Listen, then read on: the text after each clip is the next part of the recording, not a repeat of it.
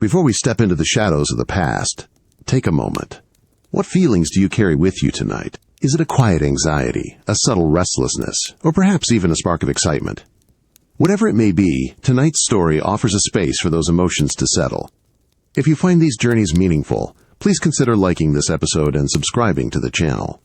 Now, let us begin. You find yourself now, not in the comfort of your own time, but in the heart of Victorian London. The year is 1800 and something, and here in the sprawling, grimy labyrinth of the East End, dawn arrives not with a whisper, but with a palpable, oppressive weight. The very first sensation you register, even before light finds your eyes, is an assault on your senses. It is the breath of the Thames. But this is no fresh, wild river scent. This is something ancient, profound, and utterly sickening. Imagine, if you can, a collective exhalation, heavy and foul. It is the acrid miasma of human waste, raw and sharp, mingling with the metallic, bitter tang of 1,000 factories, spewing their poisons into the water, into the very air you try to draw into your lungs. And beneath it all, a deep, sweet rot, the decay of organic refuse, the grim, cloying scent of things long dead, and things slowly dying, all combined into a single, inescapable presence. You awaken, or rather, you are roused by this stench. It clings to the damp wool of your thin coat, a phantom weight that seems to permeate every fiber, every stitch. You can almost feel it seeping into the poorly plastered walls of your cramped room, becoming one with the cheap timber, embedding itself in the very mortar that holds this meager shelter together. This is not a smell that exists merely outside. It is the atmosphere itself, an undeniable, suffocating reality. When you finally force your eyes open, the air itself appears thick, a visible, yellowed haze. It stings, not just your nostrils, but your eyes, leaving them watery, a persistent, uncomfortable burn. You try to swallow, but it coats the back of your throat, a raw, almost metallic taste that lingers, refusing to be dislodged. It is an overwhelming sensation that seems to numb other perceptions, a constant, unavoidable assault on your entire being. This, you come to understand, is the East End's morning. It is its greeting, its signature, and its silent promise. It will not leave you. To breathe here, day after day, year after year, is to accept this burden. It is to know a persistence, a grim, unyielding endurance that shapes not just your lungs, but your very existence. The air you breathe, heavy and putrid, is not merely a consequence of poor sanitation. It is the very breath of a city devouring itself. You stand here, within this constant cloud, and begin to perceive it as a grim, unseen byproduct, a silent confession of London's ravenous expansion. While grand, imposing buildings rise ever higher in the west, their stones gleaming with the sheen of new wealth, while fortunes are rapidly amassed, and the world marvels at the enterprise of this great metropolis, the hidden cost settles around you. The river, that ancient artery, once a vibrant pathway of life and trade, has been quietly transformed. It is no longer just the Thames, it is, inescapably, the city's sewer. Each day, each hour, it receives the ceaseless outpourings of 1,000,000 lives, 1,000 industries, and carries them, or fails to carry them, through the heart of this sprawling empire. This suffocating cocktail, this miasma of human and industrial refuse, becomes, in a terrifying sense, the very price of progress. You feel it in your chest, a constant pressure, an acrid taste that never truly leaves your mouth. It is the dark side of ambition, the shadow cast by the bright lights of Victorian innovation. As you navigate the narrow, winding alleys or glimpse the fleeting elegance of a carriage passing through a less blighted street, the stench follows. It is a relentless reminder, an invisible wall that defines the vast, terrible chasm. On one side, the gleaming facade, the roaring engines of enterprise, the magnificent architecture, the veneer of refinement. On the other, the putrid reality, the slow, insidious poisoning of the very air, the very water, faced by its poorest inhabitants. This is their sacrifice, unfolding not in a single dramatic moment, but in every tainted breath. It is a silent, terrifying ritual, played out day after day, year after year, with the well-being of countless souls as its grim offering. You are witnessing and participating in a colossal indifference, a city that builds upwards, yet sinks deeper into its own waste. And in this knowledge, there is a profound, unsettling truth. Progress, for some, is purchased at an unbearable, unseen cost to others. The scent you carry, you realize, is not just decay.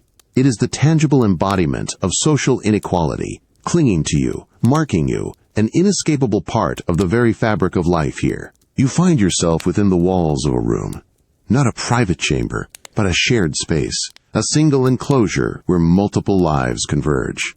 The moment you step across the threshold, the air shifts around you, a palpable change from the raw, acrid outdoors. Here, within these cramped dimensions, the very atmosphere is a commodity, shared and recycled, thick with an intimate blend of human existence. A heavy, slightly sweet and stale odor defines this interior, the scent of unwashed bodies, a persistent, earthy note that clings to everything. Mingling with it is the sharper, sickly sweet perfume of cheap gin, a common solace in these brutal lives, a scent that seems to permeate the very fabric of the furniture, if any exists. And then, woven through it all, the damp, steamy smell of perpetually drying laundry, often draped precariously from lines strung across the room, adding a heavy humidity to the already dense air. It is a suffocating blanket of everyday life, inescapable and profoundly personal. The floorboards beneath your worn boots groan with every shift of weight, a tired, protesting sound that echoes through the silence. You realize there is no true silence here. The walls, thin and poorly constructed, are not barriers but conduits. Every cough from the corner, raw and persistent, every sudden cry of a child, every hushed, whispered argument between adults, all of it bleeds through, a constant tapestry of human struggle and survival. There is no true privacy, only the illusion of it, shattered by every sound that resonates from one family's tiny space to the next, through the very fabric of the building itself. As night descends, sleep becomes not a comforting embrace, but a restless, anxious affair. You lie on a shared pallet, or perhaps a worn mattress, constantly negotiating for warmth, for a small patch of floor just beyond the reach of the insidious drafts that worm their way through cracks in the walls and floorboards. Your body aches, seeking comfort that the hard ground denies.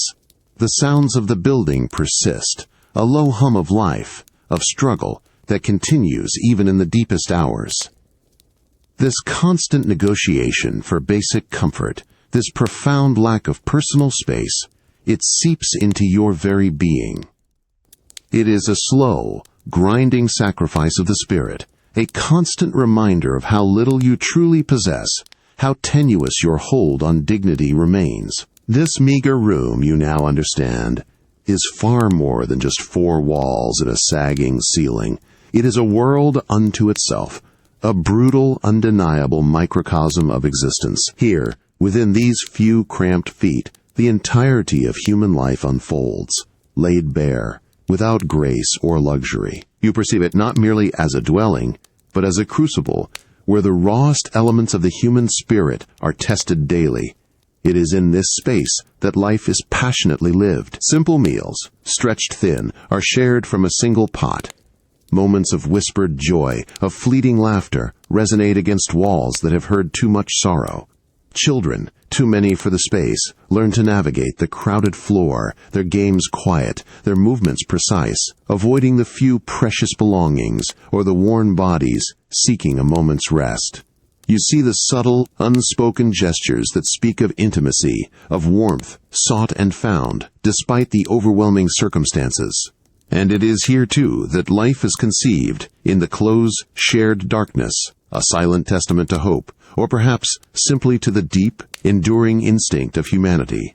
But often it is also here that life ends, you might witness a quiet, lingering illness, or a sudden, desperate fading. The body remains for a time, a solemn presence in the shared space, a stark, profound reminder of mortality. The solemnity of these moments, unadorned, is almost terrifying in its raw simplicity. Now, pause and consider. Imagine, for a moment, the spacious, light-filled homes of the wealthy, their high ceilings, their multiple rooms, the very air, a testament to their boundless privilege. A dramatic pause, a deep breath. Here, in contrast, every single inch holds profound functional significance. There is no decorative flourish, no wasted space.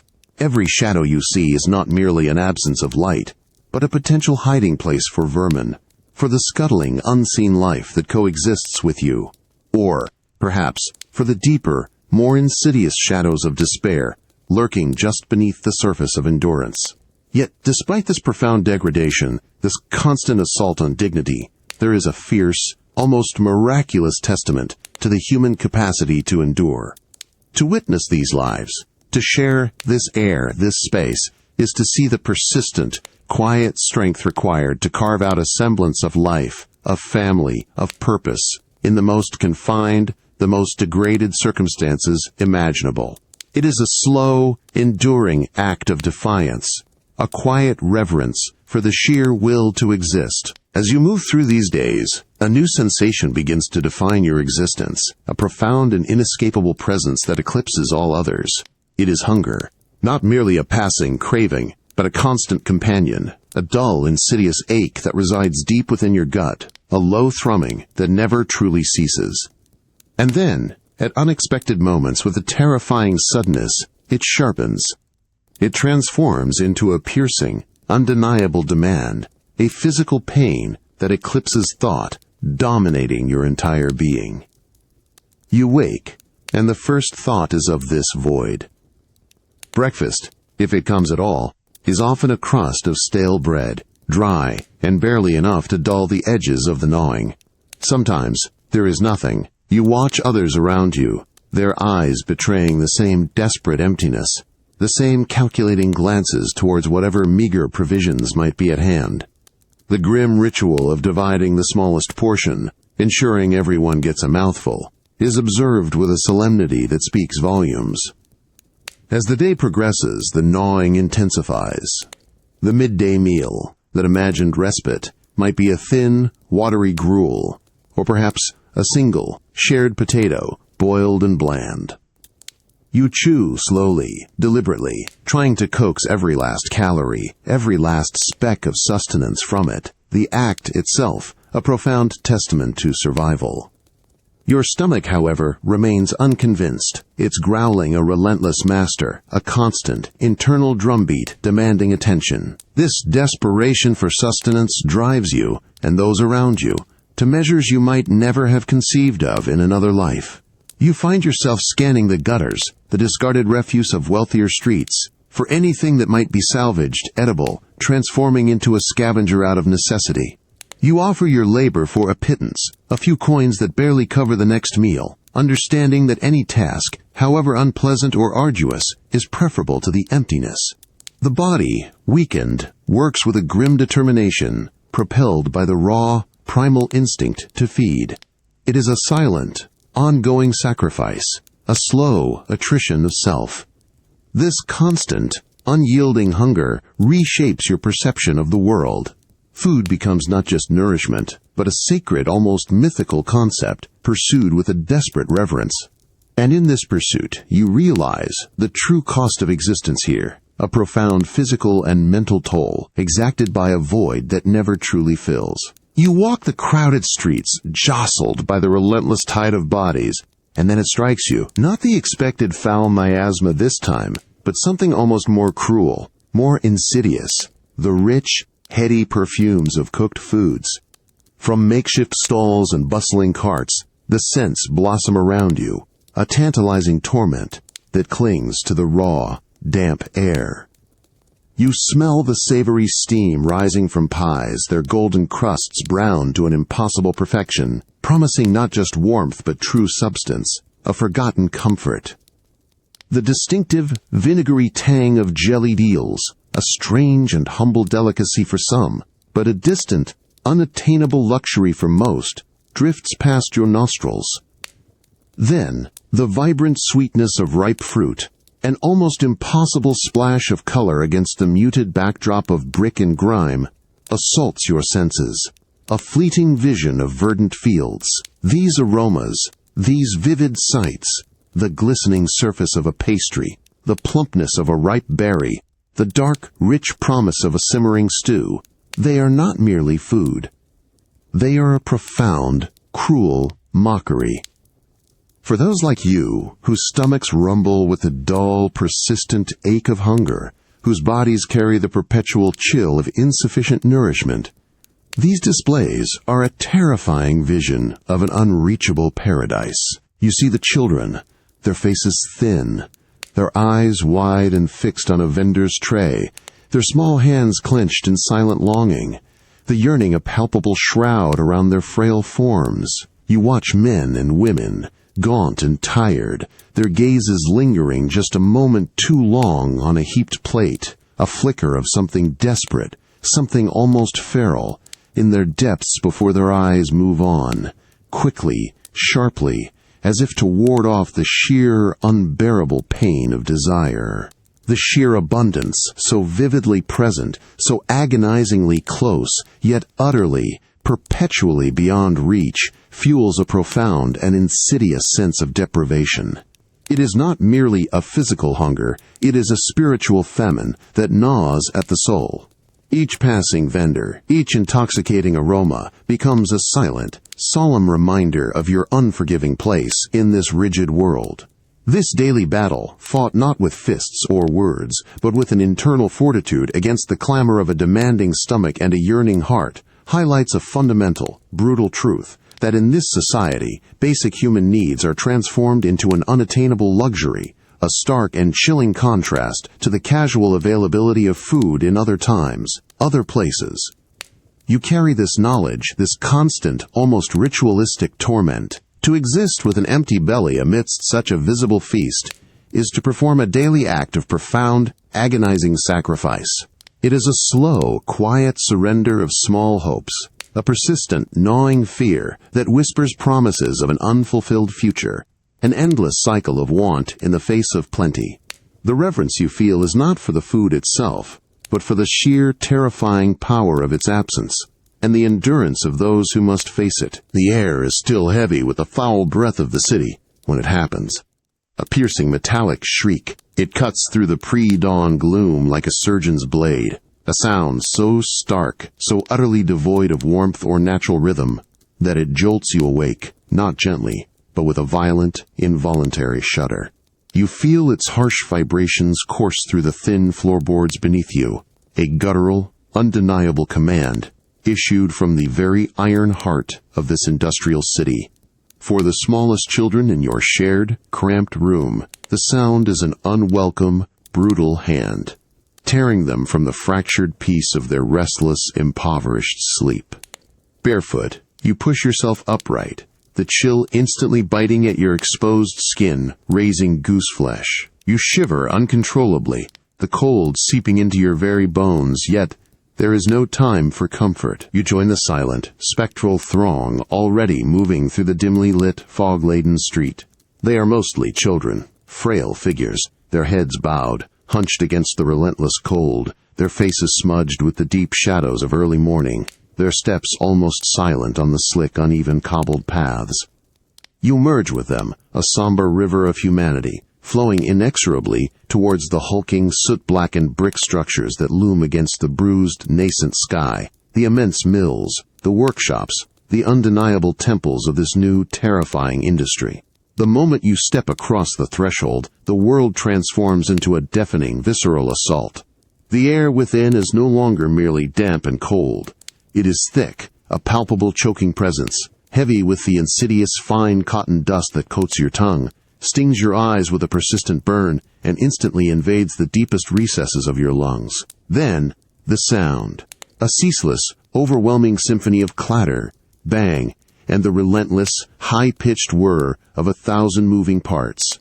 The looms, stretching in countless, menacing rows, roar their metallic song, an unyielding rhythmic thunder that obliterates all other noise, shaking the very foundations of your hearing, rattling your teeth. To attempt communication here is futile. Your voice would be swallowed whole. Your fingers, still clumsy from the biting chill and the pervasive bone-deep fatigue that never truly leaves your young body, are now forced to navigate the dangerous, hungry maw of the machinery. You observe other small hands, tiny, pale, their movements practiced yet precarious, as they pick stray fibers from whirring spindles, mend snapped threads with desperate speed, or dive beneath the treacherous moving parts to retrieve fallen bobbins. There is a constant, sharp reality of threat here. A whirring gear, a sudden, violent jerk of a shuttle, the unforgiving, crushing bite of the machine itself. These are not distant possibilities, but ever-present, silent sentinels of imminent danger. Every single moment of every hour is a profound act of vigilance, a desperate struggle for survival against the insatiable, unfeeling appetite of this iron beast. This, then, is your sacrifice, unfolding with grim regularity, hour after unforgiving hour. It is offered not upon an altar of ancient stone, but amidst the relentless, grinding gears and the suffocating dust. It is the offering of your childhood, your tender, growing limbs, your very breath and future, all given to the unfeeling, indifferent god of industrial progress. And in this grim, unwavering dedication, amidst the deafening roar and the pervasive threat, you begin to grasp the true, terrifying nature of this profound, involuntary reverence. The deafening clamor of the factory floor never truly ceases. Here, beneath the flickering, unnatural glare of gaslight, you realize this is not work for adults alone. You look upon faces, small and smudged with grease and dust, and understand. This is not play. This is a relentless, crushing toil that stretches hours into an agonizing eternity. The sickly yellow glow, harsh and unblinking, replaces the gentle arc of the sun, casting long, dancing shadows that seem to mock the very concept of day and night. The air, heavy with cotton dust and the metallic scent of heated oil, becomes a constant companion, filling lungs that should be clear and strong. Your small hands, still developing, perform repetitive, monotonous tasks. They mend broken threads, retrieve dropped bobbins from beneath the hungry maw of the looms, their movements quick, practiced, yet clumsy, with an ever-present fatigue. Each action is dictated by the unyielding rhythm of the machine, a relentless, mechanical heartbeat that permits no rest, no pause, no moment for childhood reverie. You see it in the eyes of the other children around you, a profound weariness, an ancient knowledge that should not reside in such young souls. The bright spark of curiosity, the carefree glimmer of youth, has been extinguished, replaced by a grim, unwavering determination. This determination is born of a stark reality. The meager wage earned here, a few pence for a day's grueling labor, is not for personal fancy. It is a vital artery, flowing directly into the impoverished heart of the family. A shilling, a halfpenny. These coins represent the difference between another crust of bread or another night of gnawing hunger. You recognize the silent, crushing weight of this responsibility. The unspoken truth that your very survival, and that of your siblings, rests upon your small, aching shoulders. It is a burden no child should bear, a cruel paradox where dependence transforms into provider. The very concept of innocence, of open-ended time for discovery and joy, feels like a distant, almost forgotten dream. The memory of sunlight dappling through leaves, the soft, yielding earth of an open field beneath bare feet, the boundless expanse of a blue sky, these become faint echoes, spectral images from a world now utterly alien. The unyielding, rhythmic clatter of the machine drowns out all such gentle recollections, hammering them away into the farthest reaches of memory. This factory, this relentless engine of industry, becomes your entire world, its walls the boundaries of your existence, its grinding gears the measure of your life. To witness this forfeiture, this quiet daily sacrifice of childhood, is to feel a profound sense of awe and a chilling fear. Awe at the sheer endurance of these young souls, navigating a life so harsh, so devoid of comfort. And fear, deep and unsettling, for what kind of world emerges from such a beginning? What futures are forged in the relentless, mechanical fires of industry? It is a profound, irreversible offering upon the altar of survival. Each breath you draw here is not a simple, unconscious act of life.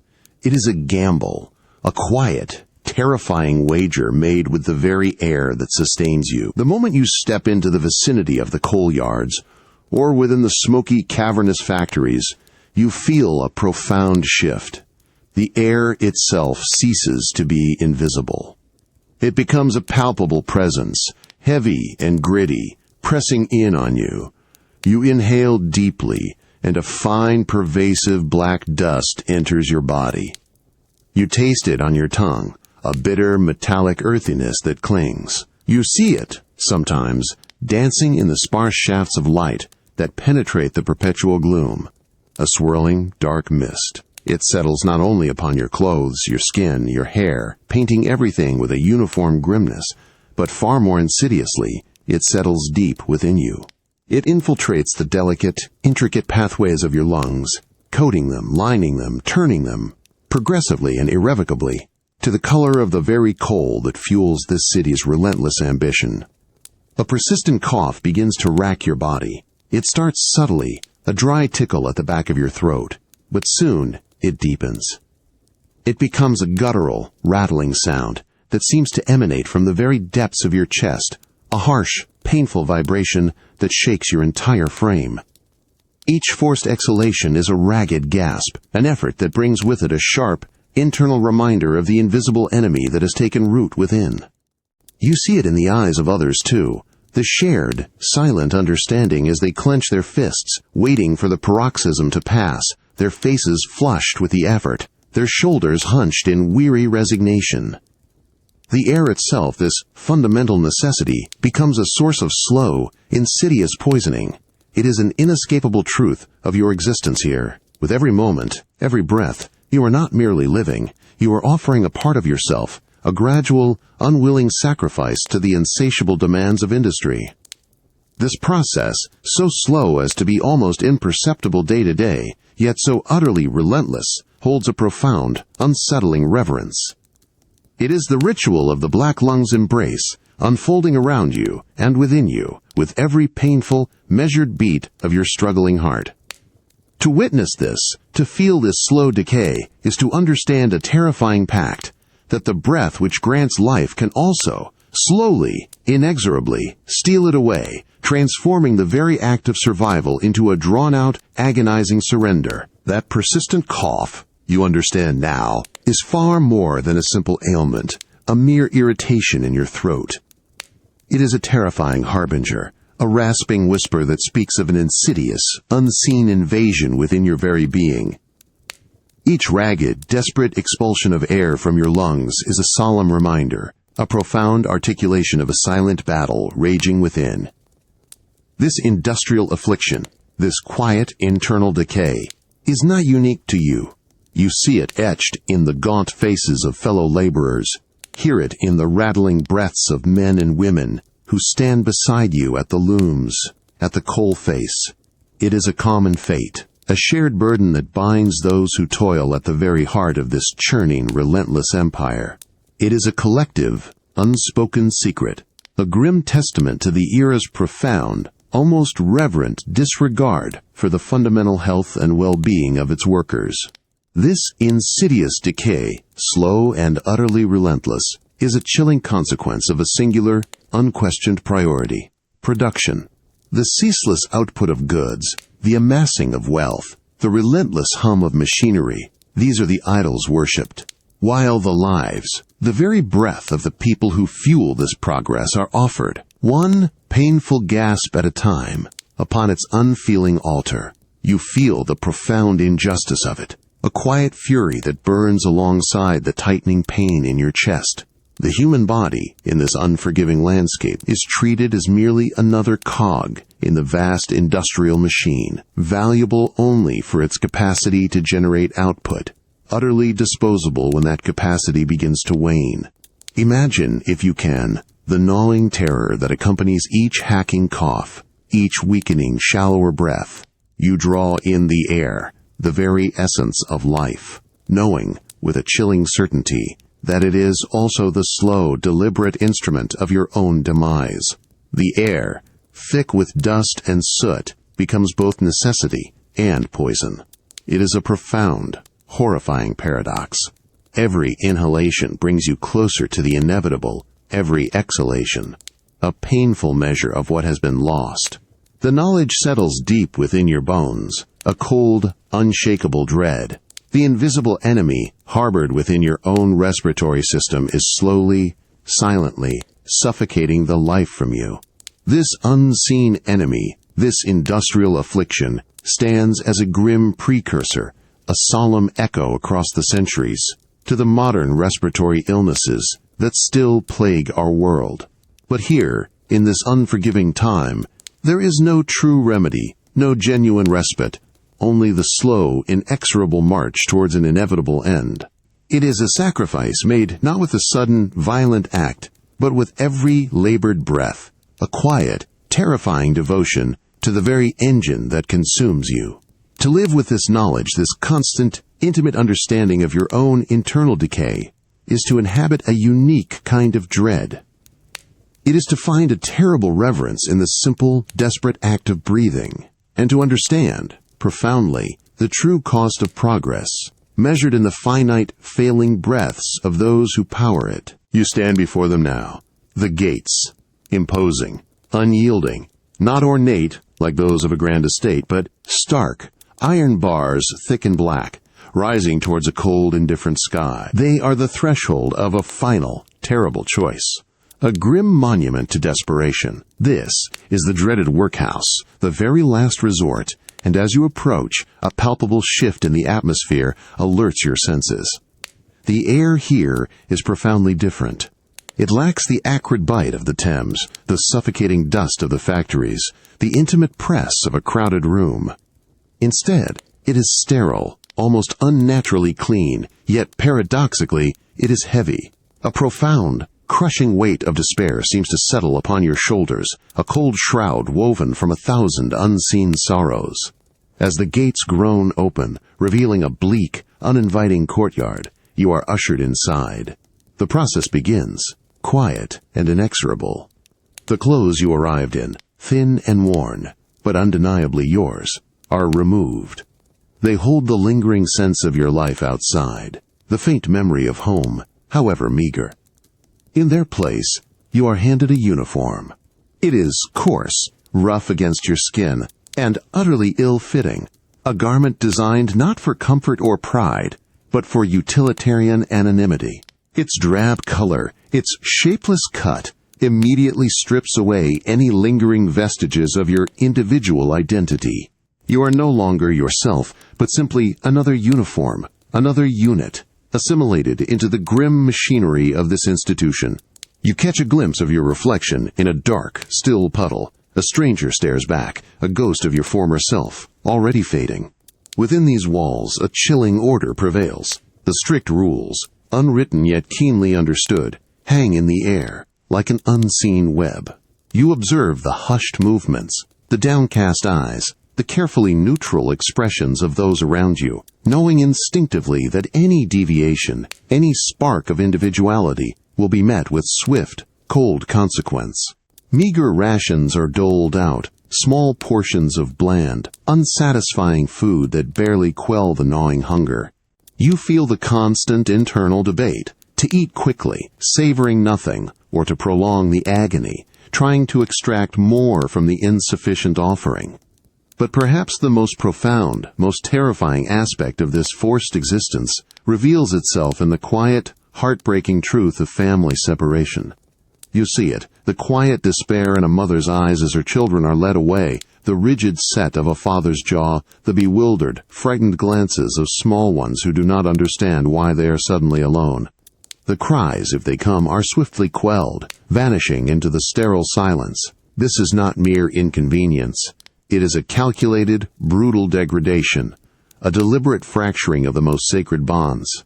It is a system designed with a singular, chilling purpose, to deter all but the most truly desperate, to ensure that the sacrifice required to enter these gates is so immense, so utterly dehumanizing, that only those utterly stripped of all other options will ever cross its threshold. To stand here, within this silent, orderly realm of suffering, is to witness a profound, ongoing act of self-immolation. It is to feel the weight of a society's indifference, a chilling reverence for order over empathy, and a terrible awe at the sheer, unyielding will required to endure such calculated erasure. You are not just observing, you are participating in a solemn ritual of personal forfeiture. To step fully into the workhouse, to truly cross that grim threshold, is to accept a life stripped bare of its inherent dignity. You feel it immediately, a subtle but profound amputation of self. The uniform, coarse and uniform, is not just clothing. It is a shroud that covers your individuality, a silent declaration that you are no longer a person with a name and a past, but merely a number, a body, an anonymous component within this stark, unfeeling system. The very act of entering demands this sacrifice, this quiet surrender of identity, an offering laid before the altar of institutional control. The sounds of the outside world, the vibrant, chaotic clamor of the streets, the distant cries of vendors, the murmur of familiar voices, all fade. They are replaced by a new, relentless auditory landscape. You hear the ceaseless, monotonous scrape of coarse brushes against rough fabric as figures around you pick oakum, or the dull, rhythmic thud of stone breaking, a hollow echo that reverberates through the cold, stark rooms. There is the occasional jarring clang of metal, the rattle of a gate, the sharp, authoritative bark of an overseer's command, cutting through the droning hum of labor. These are the new melodies of your existence, a symphony of repression designed to obliterate thought, to enforce a rigid, unthinking obedience. You observe the faces of those who have been here longer, eyes that hold a deep, distant sorrow, yet reveal little emotion. Hands, once perhaps skilled or tender, now calloused and numb, moving with an automatic, almost mechanical precision. You feel the constant, watchful gaze of the authorities, a silent, ever-present pressure that stifles any nascent spark of rebellion, any flicker of defiance. The very atmosphere is imbued with a chilling message. Your humanity is a luxury, one that has been rationed alongside the watery soup and the meager crust of bread. It is measured out in barely sufficient quantities, enough to sustain a body for toil, but never enough to nourish a spirit. This is not merely assistance. It is a stark, undeniable institutionalization of poverty. It is a place where the rich, complex tapestry of human experience is reduced to its barest threads, where emotions are muted, and individuality is systematically erased. You comprehend the profound gulf between this reality and the concept of social safety nets, as they might exist in another, kinder era. Here, there is no embrace of compassion, no attempt at rehabilitation. There is only a chilling, calculated deterrence, a system designed to make the suffering so acute, the loss of self so complete, that the prospect of poverty, however dire, might still be preferable to the grim certainty of the workhouse. To move through these days, to breathe this air, to feel the monotonous rhythm of this existence, is to experience a slow, ritualistic death of the spirit. It is to find a terrible reverence in the sheer, unwavering capacity of humanity to endure even the systematic degradation designed to break it. And in this enduring, you understand the profound, terrifying power of a system that can extinguish the light of the soul, not with violence, but with a quiet, unrelenting absence of dignity. The cobbled street, slick with yesterday's rain and today's refuse, presses cold against your bare feet. Not a gentle cold, but a biting, unforgiving chill that seeps into your very bones. The air, thick with the smells of stale beer, horse dung, and distant burning coal, is a harsh embrace, but it's the sounds that truly define this moment. A ceaseless, roaring tide of human voices, carriage wheels, and the sharp cries of hawkers. Your eyes, sharp and quick, dart through the ceaseless river of legs in heavy boots. They are honed by relentless necessity, seeking opportunity, a dropped coin, a glint of copper against the grime. A moment of inattention, a slight bulge in a coat pocket, or a basket left unattended for a breath too long. Your gaze is a weapon, your focus absolute. This unforgiving pavement, this vast, open stage, is your world. It is both playground, where fleeting games of chase briefly distract from hunger, and battleground, where every movement is a calculation of risk.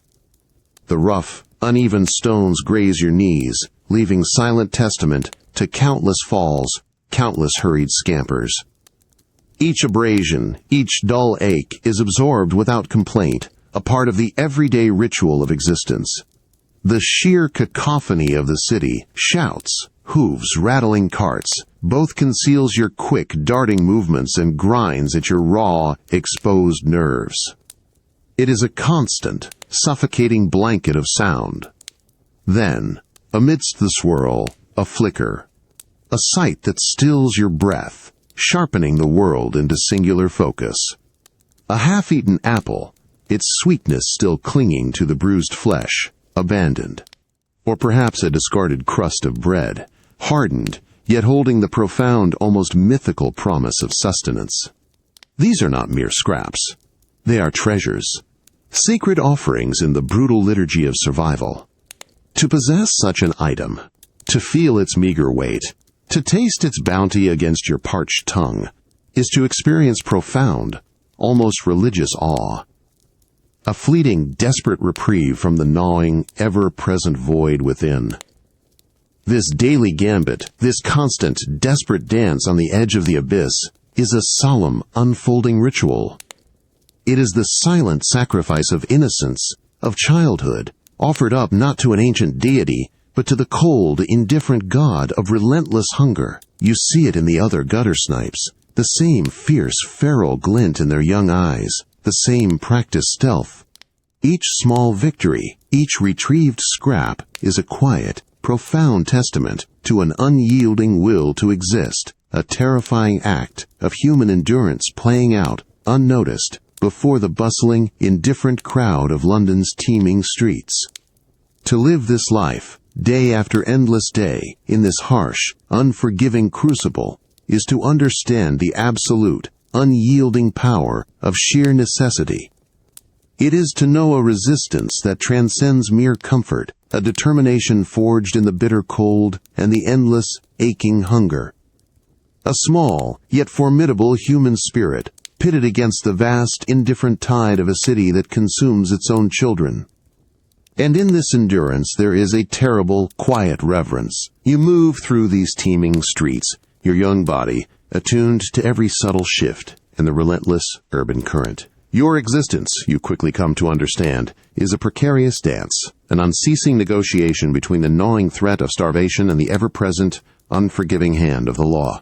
There is no true peace here, only a heightened state of constant vigilance. Your senses are sharpened, your wits honed to a razor's edge. Each interaction, a calculated risk. Every shadowed alleyway, a potential threat. You learn to read the subtle shifts in expressions, the telltale glint in an eye, the hesitant step of a stranger, all subtle clues in the bewildering, dangerous game of survival.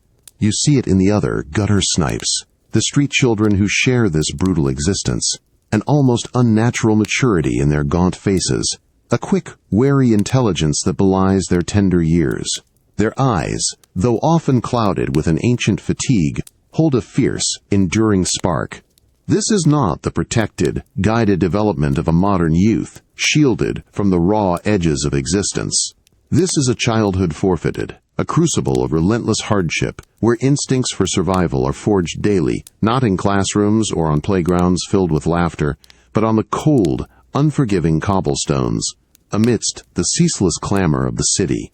Every empty belly, every shivering night spent huddled in a doorway, every close call with a gruff constable or a cruel, indifferent adult, serves to strengthen a core of raw, unyielding resilience.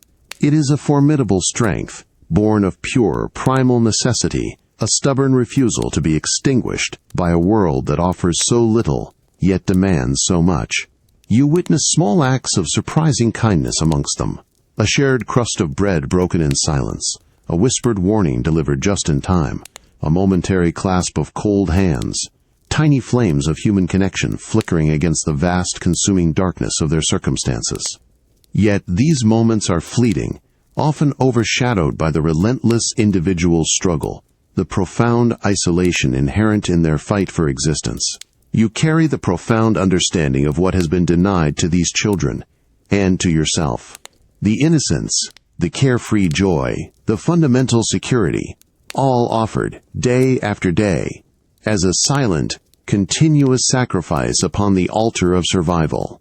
There is a terrible awe in witnessing such profound endurance, a chilling fear for the human cost of a society that allows its youngest to be consumed by such harshness. Their lives, a stark portrayal of childhood utterly denied, become a living testament to a profound, involuntary reverence for the sheer, unyielding will to simply feed a wad against all conceivable odds. To survive, you come to realize, is their ultimate, most sacred defiance. You feel it now, a cold, pervasive presence that clings to everything, infiltrating every corner of your existence. It is dampness, not merely the lingering aftermath of a recent rain, but an intrinsic quality of the very air, of the very fabric of your surroundings. It seeps, inexorably, through the poorly constructed walls of your meager dwelling, a silent, insidious enemy that defies the illusion of shelter. You reach out, and the plaster, the wallpaper, if there is any, feels perpetually clammy, a cold sweat upon the skin of your home.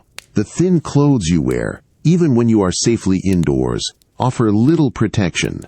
They absorb the pervasive moisture, becoming heavy and chilling, clinging to your skin with a cold grip that never truly loosens. You shiver, a deep, involuntary tremor that seems to originate from your very bones, a constant reminder of the invading cold.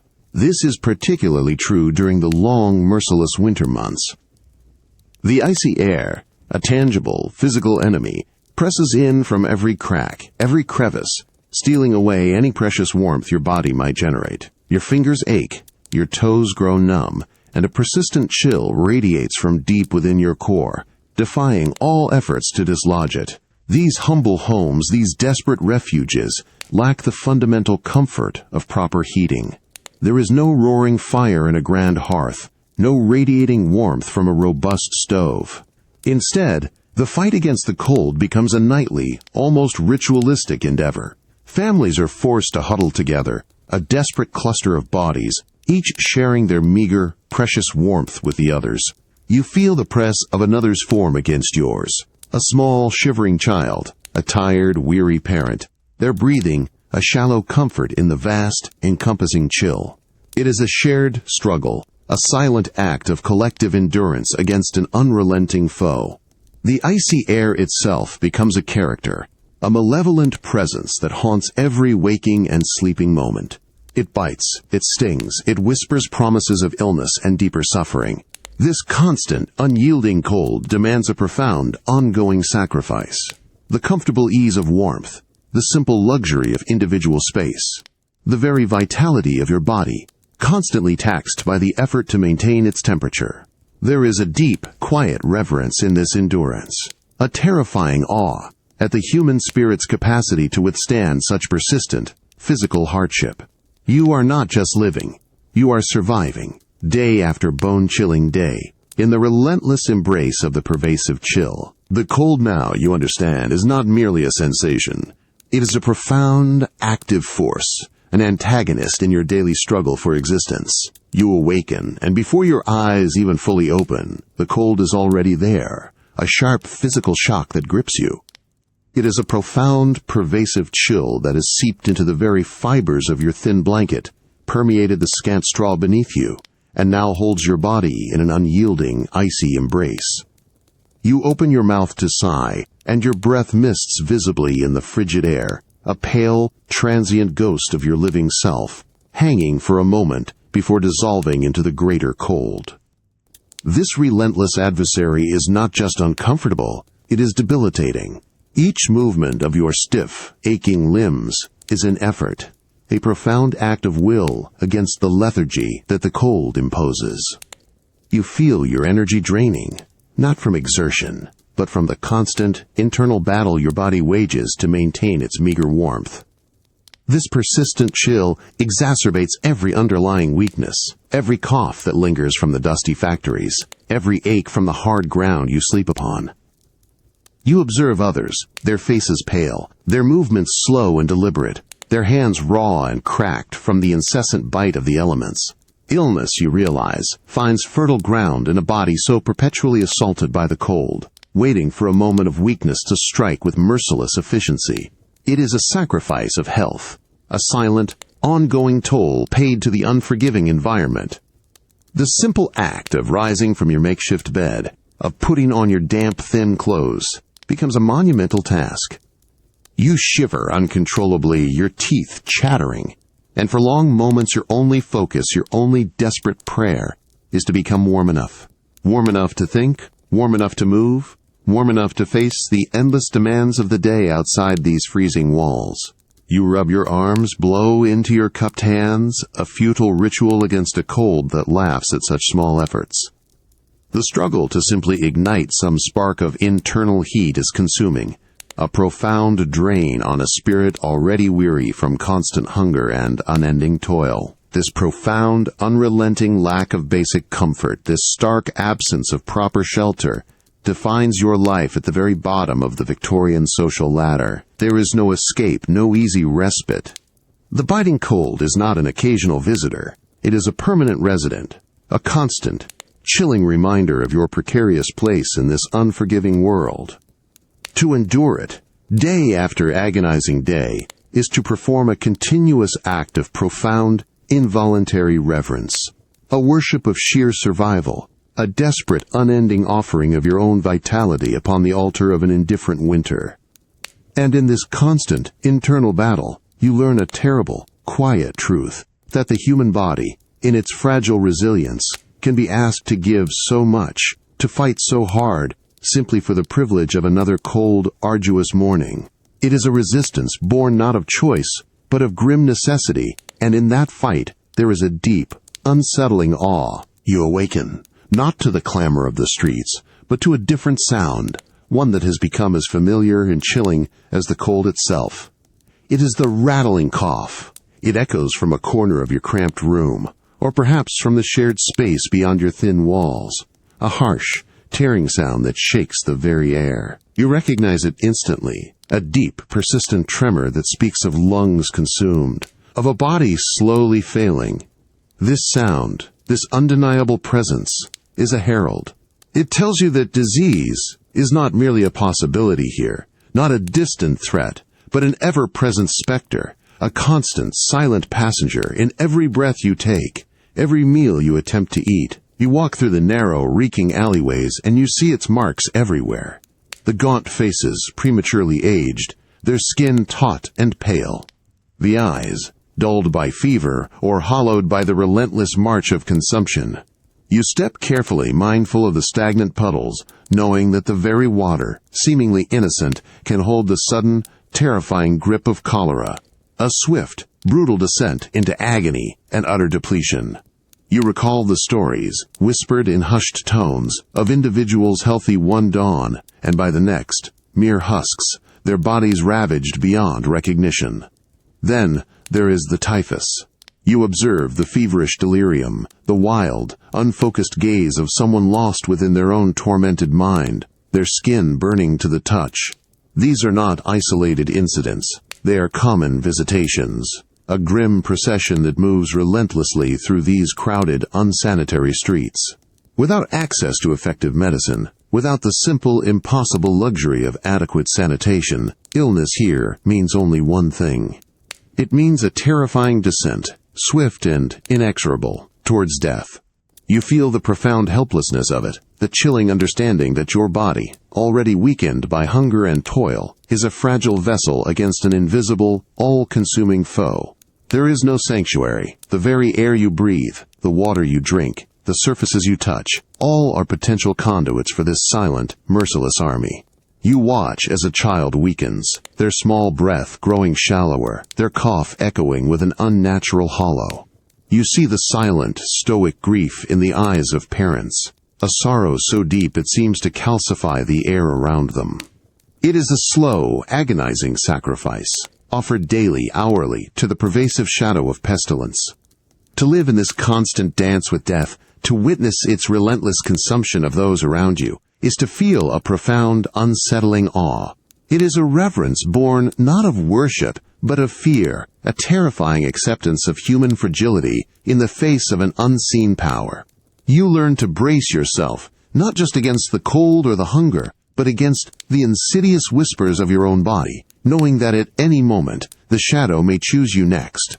This, then, is the ultimate sacrifice, the offering of your very life, one painful symptom at a time, to the merciless, indifferent hand of disease. The air around you, already heavy with the familiar smells of damp and decay, now carries an additional, invisible weight, the palpable fear of sickness. It is a constant anxiety, a low thrum beneath the surface of daily life. You feel it in the way eyes dart, the way shoulders instinctively hunch, when a sharp cough echoes from a nearby corner. Here, in these cramped, shared rooms, where bodies press close and ventilation is a forgotten luxury, a single infection is not a private concern. It is a terrifying spark, capable of sweeping through an entire family, an entire dwelling, with a swift, merciless precision. You watch as a fever takes hold of a child, or an adult begins to waste away with the persistent, rattling cough of consumption. The desperation is immediate, the helplessness profound. The remedies are tragically basic. You see desperate hands mixing concoctions, ineffective tinctures bought from shady vendors, their promises whispered and hollow. Prayers are offered, fervent and raw, rising to a heaven that often seems utterly silent, utterly indifferent. Hope, frail as it is, clings to these small, futile rituals, a testament to the human need for action in the face of overwhelming powerlessness. But too often, these efforts are in vain, serving only to mark the slow, inevitable progression of the illness. This profound vulnerability highlights the grim precariousness of life for the Victorian poor. Your existence, already balanced on the razor's edge of hunger and labor, is further threatened by this unseen enemy. There is no safety net, no doctor to call, no clinic to visit, without the impossible luxury of coin. Sickness is not merely an inconvenience. It is a direct path to destitution, to the workhouse, or to an unmarked grave. Each new symptom, each weakening breath from a loved one, or from within your own chest, becomes a chilling reminder of how little control you truly possess over your fate. It is a constant, terrifying offering of peace of mind, a sacrifice to the indifferent forces of fate and disease. Contrast this profound uncertainty with a world where medical science has advanced, where public health is a known, if sometimes imperfect, concept. Here, such knowledge is a distant, unreachable dream. The shadow of death cast by pestilence looms large and intimately close, making every day a tenuous victory, every night a silent prayer against the unseen. You live with the daily terror of contagion, the knowledge that any chill, any unusual ache might be the beginning of the end. To exist under this constant threat, to witness the swift, terrifying descent of others, is to feel a deep, unsettling awe. It is a reverence born of fear, a profound understanding of human fragility. Your life, your very breath, becomes a continuous sacrifice, offered to the gods of chance and circumstance, in the quiet, desperate hope for another day. And in that desperate hope, you find a terrifying, enduring strength. As dusk begins to truly fall, a profound transformation washes over the already grim streets of London. The gaslights, flickering into life one by one, cast long, grotesque shadows that stretch and distort familiar buildings, transforming them into menacing, hungry landscapes. The oppressive air, heavy with the day's grime, seems to thicken, taking on an almost tangible malevolence. You quicken your pace, a sudden, inexplicable urgency seizing you, pushing you forward. The very symphony of the city shifts. The daytime clamor of commerce and industry recedes. replaced by a darker, more unsettling cadence. You hear drunken shouts, raw and angry, echoing from unseen corners. There are hurried footsteps, sometimes solitary, sometimes a frantic scattering, each one a mystery, a fleeting story of fear or pursuit. From a dark alley, just beyond the edge of the gaslight's meager glow, you might catch the faint, sickening sound of an unseen scuffle. A brief struggle, swiftly suppressed, leaving only a chilling silence in its wake. These sounds become the relentless soundtrack of the encroaching night, each note a whisper of hidden dangers. A profound, chilling fear, a cold undercurrent, begins to flow beneath your hurried steps. It is the fear of robbery, of violent assault, of something far worse, that dwells in the deepest shadows of this unforgiving metropolis. You feel its icy grip, particularly if you are forced to walk alone. Every flicker of movement at the periphery of your vision becomes a potential threat. Every sudden noise, a sharp intake of breath, a quick glance over your shoulder. Your body tenses, your senses alert, preparing for a confrontation that might or might not arrive. The labyrinthine network of streets and alleys, once merely crowded, now becomes a perilous maze. The fog, when it descends, is no longer just an atmospheric condition. It is a conspirator, cloaking predators, obscuring escape routes, turning the city into a vast, whispering tomb. You feel the constant, almost ritualistic vigilance required for mere survival, a profound, exhausting offering of your own peace of mind. To lower your guard, even for a moment, is to invite disaster, to tempt the unseen horrors that stalk these darkened paths. This unending anxiety, this desperate dance with danger, is a silent, ongoing sacrifice. It is the forfeiture of comfort, of security, of the simple human right to walk unmolested through the night. And in this desperate navigation of the shadowed city, you witness a chilling reverence, a deep, unsettling awe for the brutal, elemental power of fear itself, and the raw, unyielding courage required to confront it, night after terrifying night. You are not just moving. You are performing an act of endurance, an offering to the dark heart of the city, hoping with every tense step that you will emerge unharmed with the coming of the dawn. The pervasive insecurity of the night, you realize, does not merely recede with the morning light. It settles, instead, deep into the very fabric of daily life, shaping every choice, every movement, every silent interaction. You feel its chilling presence in the way hands instinctively move to secure a pocket, in the quick, assessing glance you cast at strangers, even in the crowded bustle of the market. The city, vibrant and roaring with industry by day, now reveals its insidious undercurrents, its hidden dangers for those without the means, without the protection of wealth or influence. Every journey, however short, however necessary, becomes a rushed affair. You move with a purpose born of ingrained caution, your senses alert, your steps quickened. There is no dawdling, no leisurely stroll through the thoroughfares. Time spent lingering on the streets, especially after the sun begins its slow descent, is time spent exposed, vulnerable. You learn to recognize the subtle shift in atmosphere, the way the light softens, the shadows lengthen, and with it, the quiet hum of anxiety begins to rise within you and those around you. The unspoken rule is clear. Get home, quickly, and find such safety as can be afforded.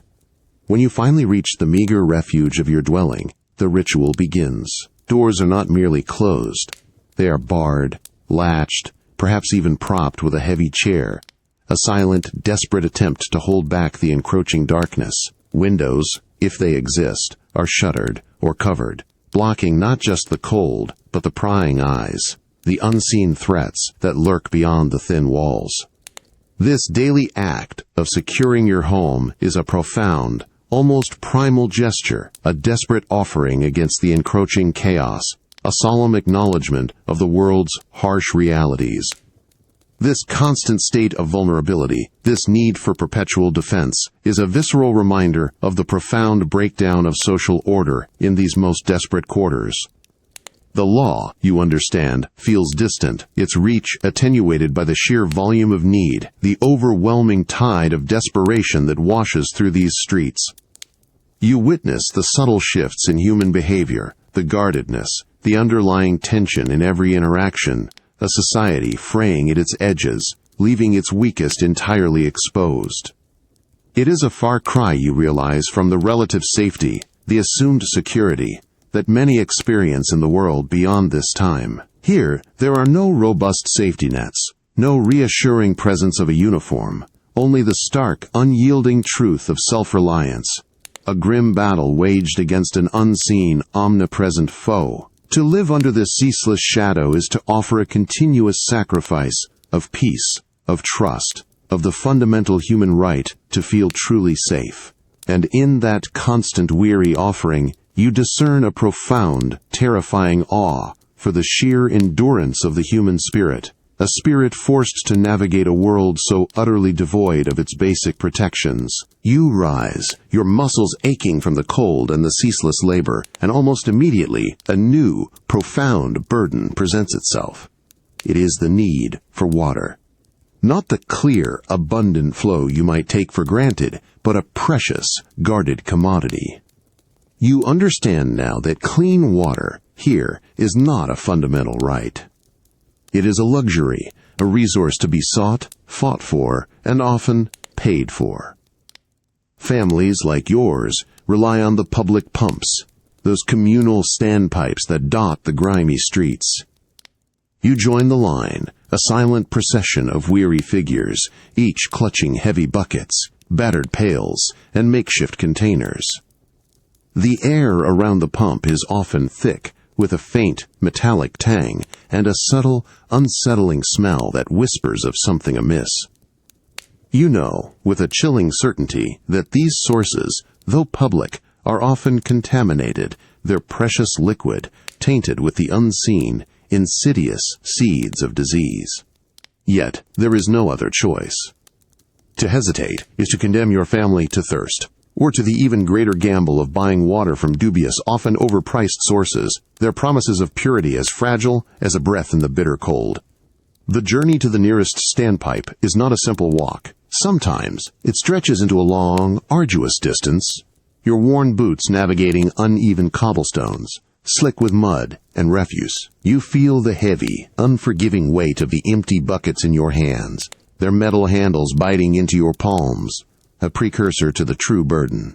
Then, the careful, almost sacred act of filling them, the slow gush of water, each drop a triumph, each bucket a small, heavy victory. Now, the true task begins. You lift the heavy buckets, feeling the profound strain in your shoulders, your back, your arms. Each step back towards your dwelling is a precarious dance, fraught with the risk of spills. A misplaced foot, a jostle from a passerby, a moment of fatigue, and the precious liquid, so hard won, can be lost, seeping into the grimy earth, a cruel waste. You watch others, their faces grim with concentration, their movements slow and deliberate, each one a testament to the sheer physical toll of this daily chore. And then, the underlying dread, the ever-present danger that despite all this arduous labor, despite the pain in your muscles, the water itself might still be tainted. That with every sip, every use, you are performing a subtle, terrifying gamble with the health, perhaps even the life, of your family. It is a profound, relentless sacrifice, the offering of your strength, your peace of mind, your very hope for well-being, to the indifference of a city that denies its poorest, the most basic necessity. To be the water-bearer is to carry not just the physical weight, but the unseen, heavier burden of vulnerability. It is to live with a terrifying, quiet reverence for something so fundamental, yet so perilously out of reach, and to understand, profoundly, the true cost of thirst in a world that offers so little. You bring the cup, filled with the precious, hard-won water, to your lips. A fleeting moment of anticipation, followed by a profound, chilling dread. This seemingly simple act of drinking, a fundamental gesture of life, transforms into a tense, agonizing calculation. You look at the liquid, clear enough, yet you know. Your mind races, a silent, desperate question. Is this a source of life, or a conduit to the grave? The invisible pathogens lurk within, silent and unseen. They are the true, insidious enemy, far more terrifying in their hidden nature than any visible threat. You remember the stories, the horrific tales that sweep through the crowded tenements, whispered in hushed, fearful tones. Cholera. The very name evokes a cold, visceral terror. You have seen its devastating outbreaks, its swift, brutal grip.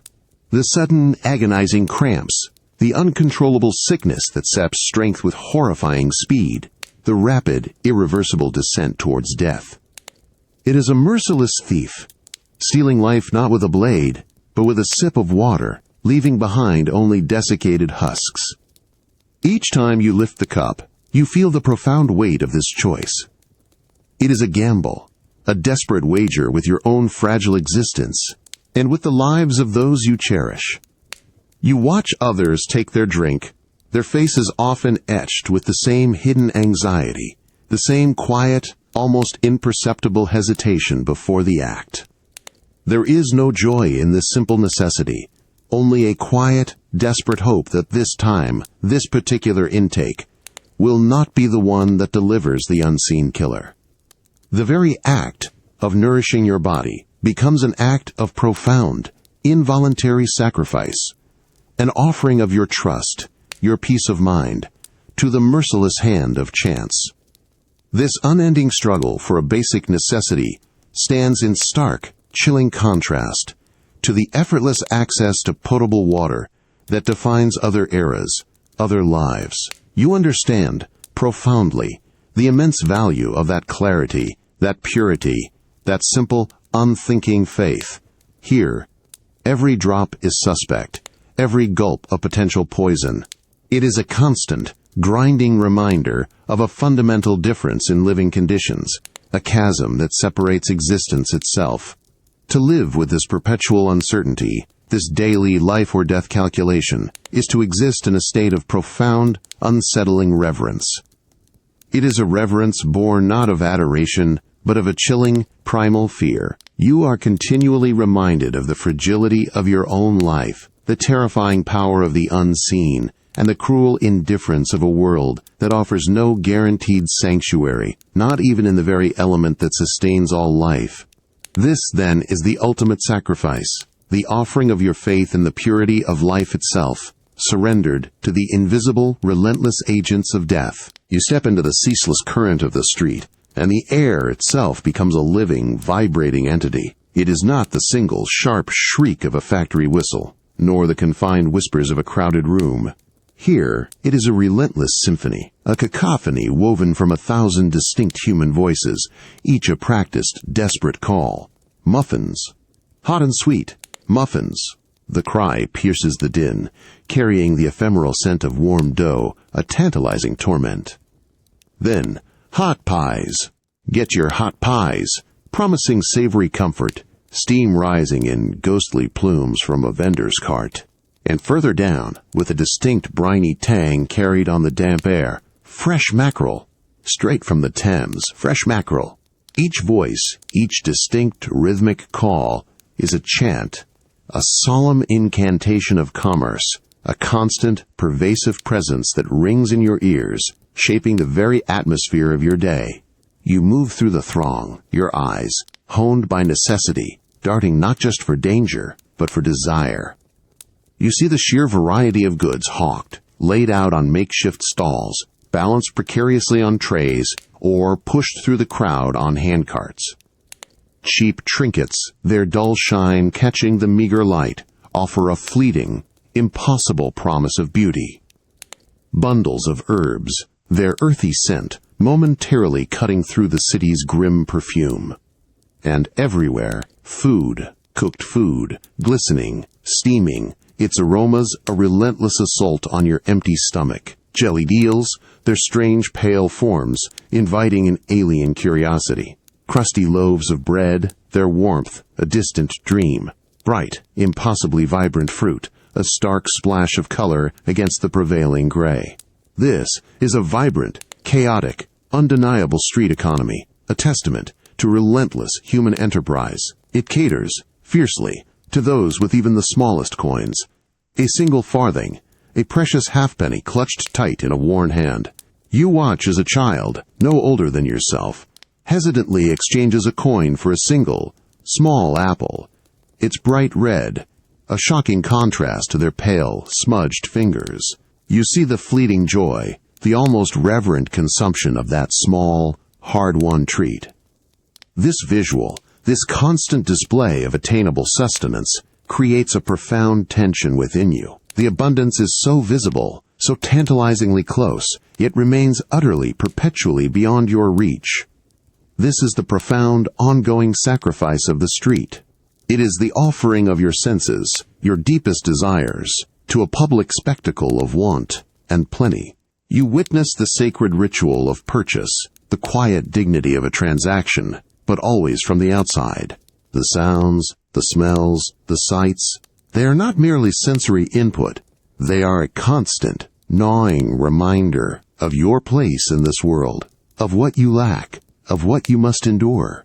And in that endurance, in the face of such tempting, unattainable display, you feel a deep, unsettling awe, a reverence for the sheer, unyielding power of desire, and the chilling strength required to suppress it, day after relentless day. This is the truth of life at the bottom, an endless, tempting, yet ultimately inaccessible feast, unfolding before your hungry eyes. The incessant cries of the street vendors, that booming symphony of commerce, now feels less like background noise and more like a visceral, urgent heartbeat. You stand amidst the swirling crowd, the air a thick, mingling concoction of stale fish, sweet fruit, and the ever-present damp earth of the paving stones.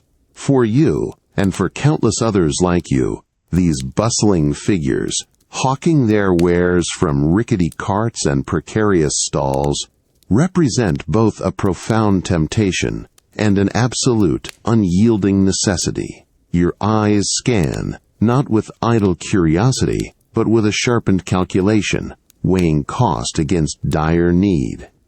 You find yourself drawn towards a particular stall, perhaps by the faint, comforting scent of baked potatoes, or the promise of a few bruised apples, their skins still holding a memory of autumn. The vendor, a man with hands scarred by his trade and eyes that have seen too much want, watches you, assessing your meager resources before you even speak. This is where the true commerce happens, not in elegant shops with fixed prices, but in a raw, unvarnished negotiation. The bargaining is fierce, a silent battle of wills, fought over mere pence. You point, you gesture, your face carefully schooled to betray little, yet your gnawing hunger whispers a desperate plea behind your eyes. The vendor shakes his head, his face a mask of practiced indifference, demanding a price that is just, maddeningly, beyond your current grasp. You offer less, pushing your few coins forward, your heart pounding with the desperate hope that this small, hard-won sum will be enough. The air thickens with unspoken tension as a silent pause stretches between you, a moment where sustenance hangs in the balance. Sometimes, after a dramatic pause, a low grunt of reluctant acceptance, the item is pushed across the worn wooden surface, a grudging victory. You grasp the warm potato, the slightly softened apple, its meager weight feeling like a fortune in your hand. The transaction, so simple on the surface, carries the profound weight of survival, of a daily battle won. Other times, the head shake is firmer, the price held fast, and you must turn away, the pang of disappointment, a sharp, physical ache that echoes the emptiness in your stomach. The sight of the food, so close, yet ultimately unreachable, leaves an insidious phantom taste of desire on your tongue. This dynamic street market, fueled by the constant shouting and the relentless haggling, is the commercial heart for so many. It is a harsh, honest place, utterly devoid of the sanitized, fixed-price retail environments you might imagine in another world. Here, every penny, every half-penny, is a precious, hard-won offering. To witness this daily ritual, to participate in this profound barter, is to understand the absolute, unyielding grip of necessity.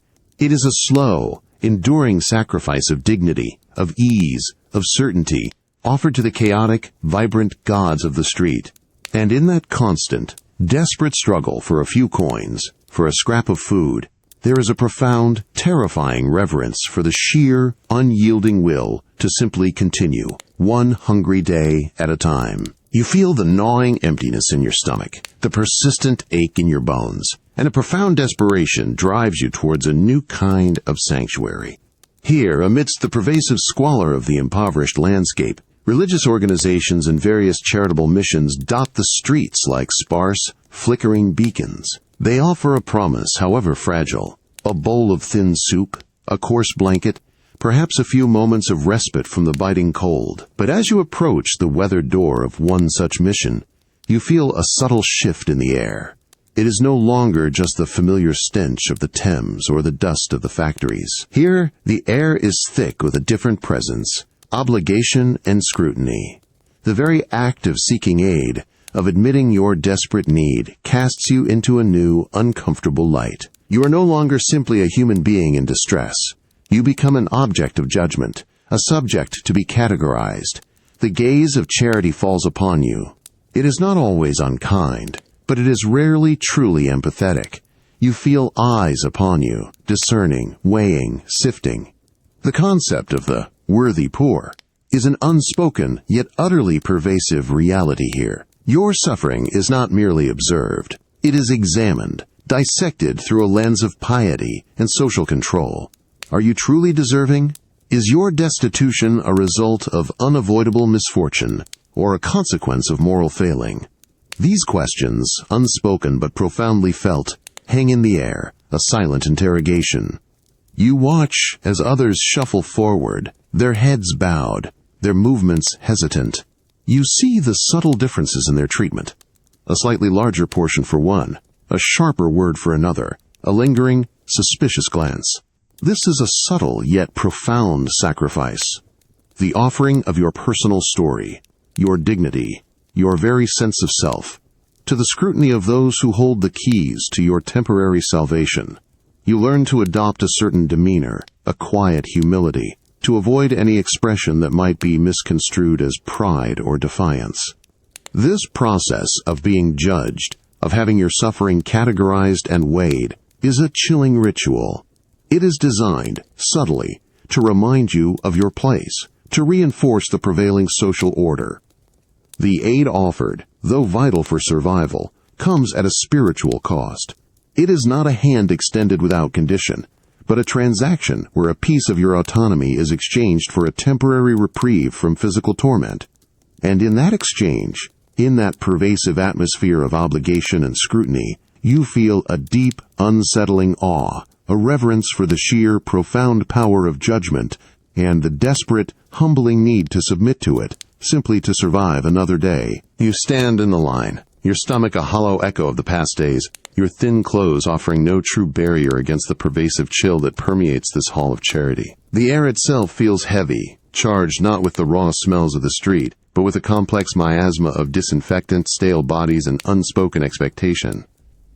As you shuffle forward, inch by agonizing inch, you understand that receiving what little sustenance is offered here is not merely about dulling the pangs of hunger.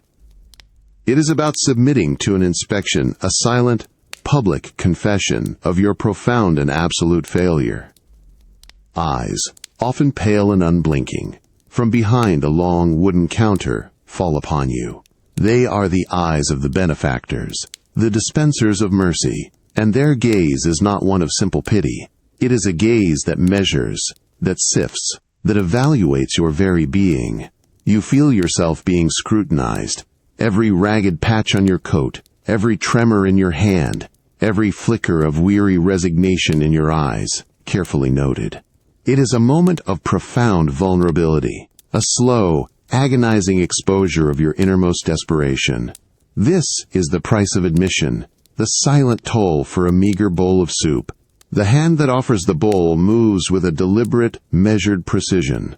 You accept it, feeling the rough warmth of the earthenware, the thin, almost watery consistency of the liquid. There is a crust of bread, hard and dry, but blessed. Yet, even as you take these vital provisions, you feel the profound weight of the unspoken judgment. This paternalistic approach, while undoubtedly providing a temporary, desperate relief from physical suffering, also serves a more insidious purpose. It reinforces, with a quiet, undeniable certainty, the vast, unyielding social hierarchies that define this world.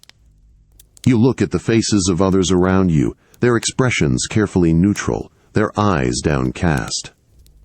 You see the unspoken understanding that poverty here is not just a circumstance but is subtly, irrevocably, imbued with a sense of personal failing. It whispers that your hunger, your cold, your very destitution is somehow a consequence of your own shortcomings, a moral lapse that has led you to this place. This internal landscape, a complex tapestry of gratitude, shame, resentment, and profound vulnerability, is a world away from any modern welfare system.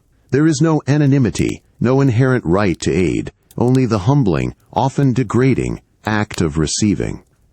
To stand here, to consume this measured handout, under such an exacting gaze, is to perform a solemn, ongoing act of sacrifice. It is the offering of your dignity, your autonomy, your very self-worth, upon the altar of survival. And in that quiet, desperate submission, in the overwhelming power dynamic between giver and receiver, you feel a deep, unsettling awe. A reverence not for the act of giving itself, but for the terrifying resilience of the human spirit, forced to endure such profound emotional degradation, simply for another day of fragile, tenuous existence. It is a sacrifice that strips you bare, leaving only the stark, unyielding truth of your humanity. As dusk settles fully, coating the grim streets in a deeper shadow, a beacon appears, a single, compelling glow against the encroaching darkness. It is the warm, inviting light spilling from the windows of the public house, a vibrant, amber promise of respite. The cold, relentless wind seems to soften slightly as you approach, carrying with it a new, intoxicating aroma.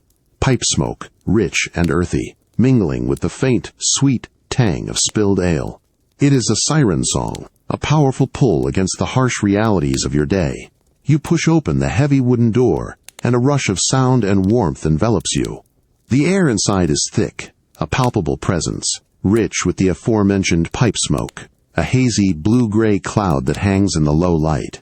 The sticky, yeasty scent of cheap ale permeates everything, mingling with the sharper, almost medicinal tang of gin. The sounds are boisterous, a vibrant cacophony of human voices, laughter, arguments, the clatter of tankards, the low hum of conversation. It is a stark, welcome contrast to the chilling silence and anxious vigilance of the streets.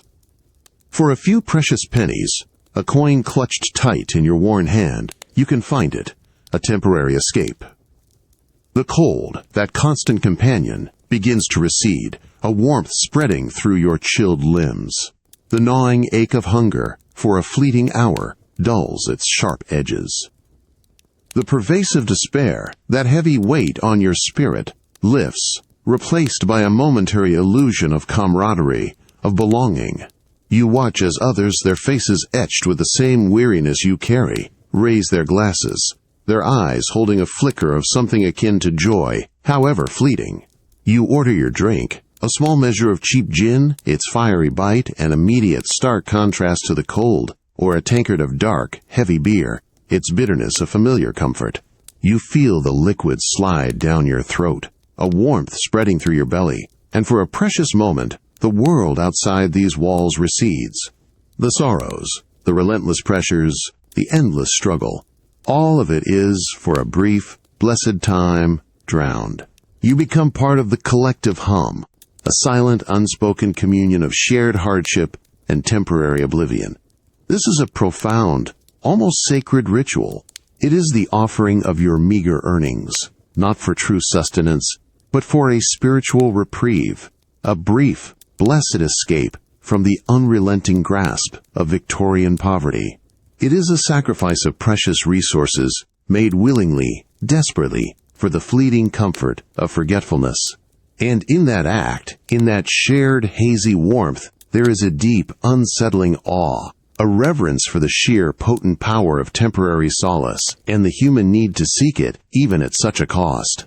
The publican's pull, you realize, is not just a call to drink, it is a call to forget, to simply spee, however fleetingly, free from the burdens of a brutal existence. The lingering warmth of the public house, that fleeting embrace of artificial light and collective breath, still clings to you as you step back into the biting, indifferent night.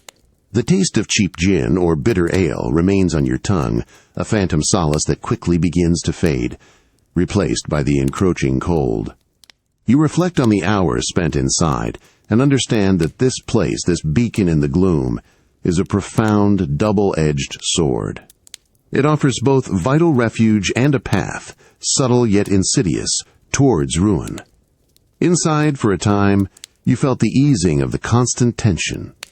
The heavy air, thick with pipe smoke, and the sweet fermented tang of spilled drink enveloped you. It was a shroud, muting the sharp edges of hunger, dulling the pervasive ache of cold. There was a camaraderie, a shared understanding in the boisterous conversation, in the clinking of glasses. You saw it in the eyes of others, the brief relaxation of tired lines, the fleeting smile that broke through the mask of daily struggle. For those moments, you were not merely a poor soul in Victorian London.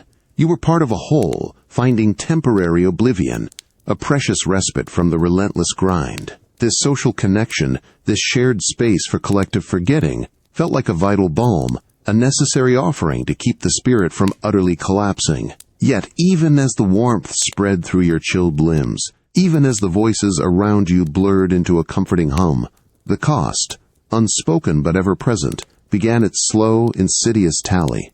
Each penny spent, a few pence for a moment of forgetfulness, was a portion of your meager wage, a coin that could have bought a crust of bread, or paid a small fragment of the perpetually overdue rent. You feel the lighter weight of your pocket now, a tangible measure of the sacrifice made. The intoxicating atmosphere, the easy laughter, the momentary feeling of ease, all of it masks a deeper, more treacherous potential. It is the insidious pull of addiction, the slow erosion of discipline, the growing dependency on this fleeting solace to endure the unbearable. You see it in the haunted eyes of those who stay too long, whose faces have taken on the permanent flush of drink, whose lives outside these walls are crumbling faster than yours. This public house, then, becomes a potent symbol of your existence, a place where fleeting solace is purchased at a potential, devastating cost. The temporary reprieve from hunger, cold, and despair is an offering, a sacrifice of future stability for present, fragile peace. To seek comfort here is to perform a solemn, often repeated ritual, a desperate attempt to outrun the shadow of poverty, even if only for an hour. And in that desperate pursuit, in the quiet, terrifying knowledge of the potential ruin, there is a profound, unsettling awe. A reverence for the human spirit's fierce, desperate need for escape, even when that escape demands so much in return.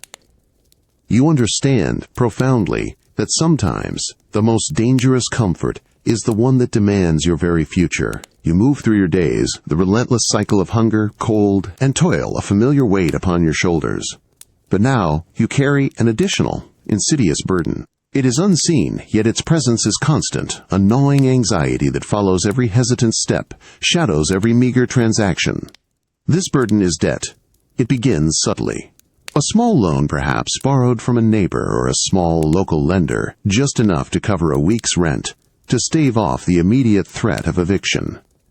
Or a desperate purchase of basic necessities on credit from a shopkeeper, the cost inflated, the terms unspoken but understood. These small sums, seemingly insignificant at first, begin to accumulate. They weave together, a fine, invisible net that tightens slowly, inexorably, around your very existence, transforming into a suffocating, inescapable burden.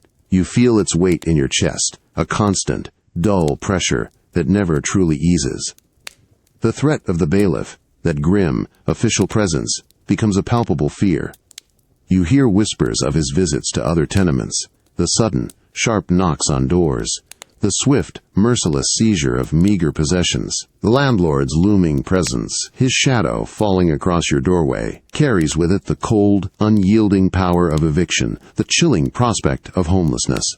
Even the pawn shop, its windows filled with the tarnished hopes of countless others, becomes a familiar, grim landmark. You know its indifferent stare, the cold, calculating eyes behind the counter, assessing the worth of your last, precious belonging, knowing that the price offered will be a fraction of its true value, yet accepting that this too is a necessary sacrifice. These are the markers of financial entrapment, the visible signs of a life slowly, systematically being consumed by an unseen ledger. Every new debt incurred, however small, is a further turn of the screw, deepening your servitude to an abstract, unfeeling system. You try to calculate, to plan, to envision a way out, but the numbers, always against you, mock your desperate efforts. The interest, the penalties, the sheer, relentless demands of survival all conspire to keep you bound. This is a profound, ongoing sacrifice. It is the offering of your future, your freedom, your peace of mind, to the relentless, impersonal God of capital. You live in a state of perpetual dread, your days dictated not by your own will, but by the relentless demands of what you owe. And in that desperate struggle, in the face of such profound, unyielding financial entrapment, there is a deep, unsettling awe. A reverence for the sheer, brutal power of debt and the unwavering, yet ultimately futile, fight against its silent, suffocating embrace. You are not just poor, you are enslaved, and the chains are invisible, woven from the very fabric of necessity. The invisible ledger, that silent tally of what you owe, is more than just figures. It is a suffocating force, an unseen weight that presses down on your very existence, threatening to crush what little hope remains. You carry it with you always, a dull, aching presence in your chest, a constant thrumming anxiety beneath the surface of every action. In an era utterly devoid of robust credit systems, without the distant dream of social safety nets, falling into debt here is not merely an inconvenience. It can quickly become a life sentence, a grim, unending imprisonment without bars. The constant pressure to repay is relentless. Each week, each day, your mind is consumed by the calculations, the desperate scrambling to find enough pennies to meet the demands. You feel the insidious grip of crippling interest, a phantom predator that feeds on your desperation, turning small sums into insurmountable mountains. A few shillings borrowed to keep a roof over your head this week can easily become twice that in a month, then 3 times in a quarter. It is a brutal, mathematical trap designed to keep you tethered, forever chasing a debt that grows faster than your meager wages can ever hope to diminish. You watch as others, their faces etched with the same profound weariness, fall deeper into this inescapable maw, their eyes hollowed by the relentless pursuit of an impossible repayment. This is the cycle of owing, a ceaseless, grinding mechanism that traps families in an unyielding spiral of poverty. You work, you toil, you sacrifice every spare moment and every last ounce of energy, only to see your earnings vanish, swallowed by the insatiable demands of the past. The fear of losing even the meager possessions you have, a worn coat, a cracked teapot, the few sticks of furniture that define your small space, is a palpable, chilling dread. These aren't luxuries, they are the last vestiges of dignity, the final threads binding you to a semblance of independent life. To lose them is to lose everything, to be cast adrift into the terrifying void of utter destitution. This pervasive financial precariousness, this constant, gnawing fear, underscores the extreme vulnerability of the era's working poor. There is no fallback, no compassionate hand to catch you when you stumble. Every illness, every lost day of work, every unexpected expense becomes a catastrophic blow, pushing you further into the abyss of unpayable debt. You live with the daily terror of financial ruin, a sword hanging by the thinnest of threads over your head, making every decision a profound act of desperation, every penny earned a battle fought. To exist within this relentless cycle, to feel the tightening chains of an unseen ledger, is to perform a solemn, agonizing sacrifice. It is the offering of your future, your peace of mind, your very hope for upward movement, upon the altar of an unforgiving economic system.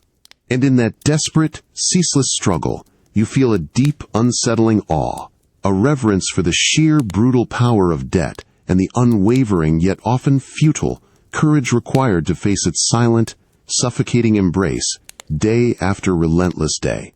The invisible chains, you realize, are the strongest of all, binding you to a life that demands everything, and offers almost nothing in return. You walk through the crowded thoroughfares, your senses overwhelmed by the ceaseless clamor of the city, the ever-present smells of industry and decay. You observe the young faces around you, some barely past childhood themselves, already joined in the solemn, binding ritual of early marriage.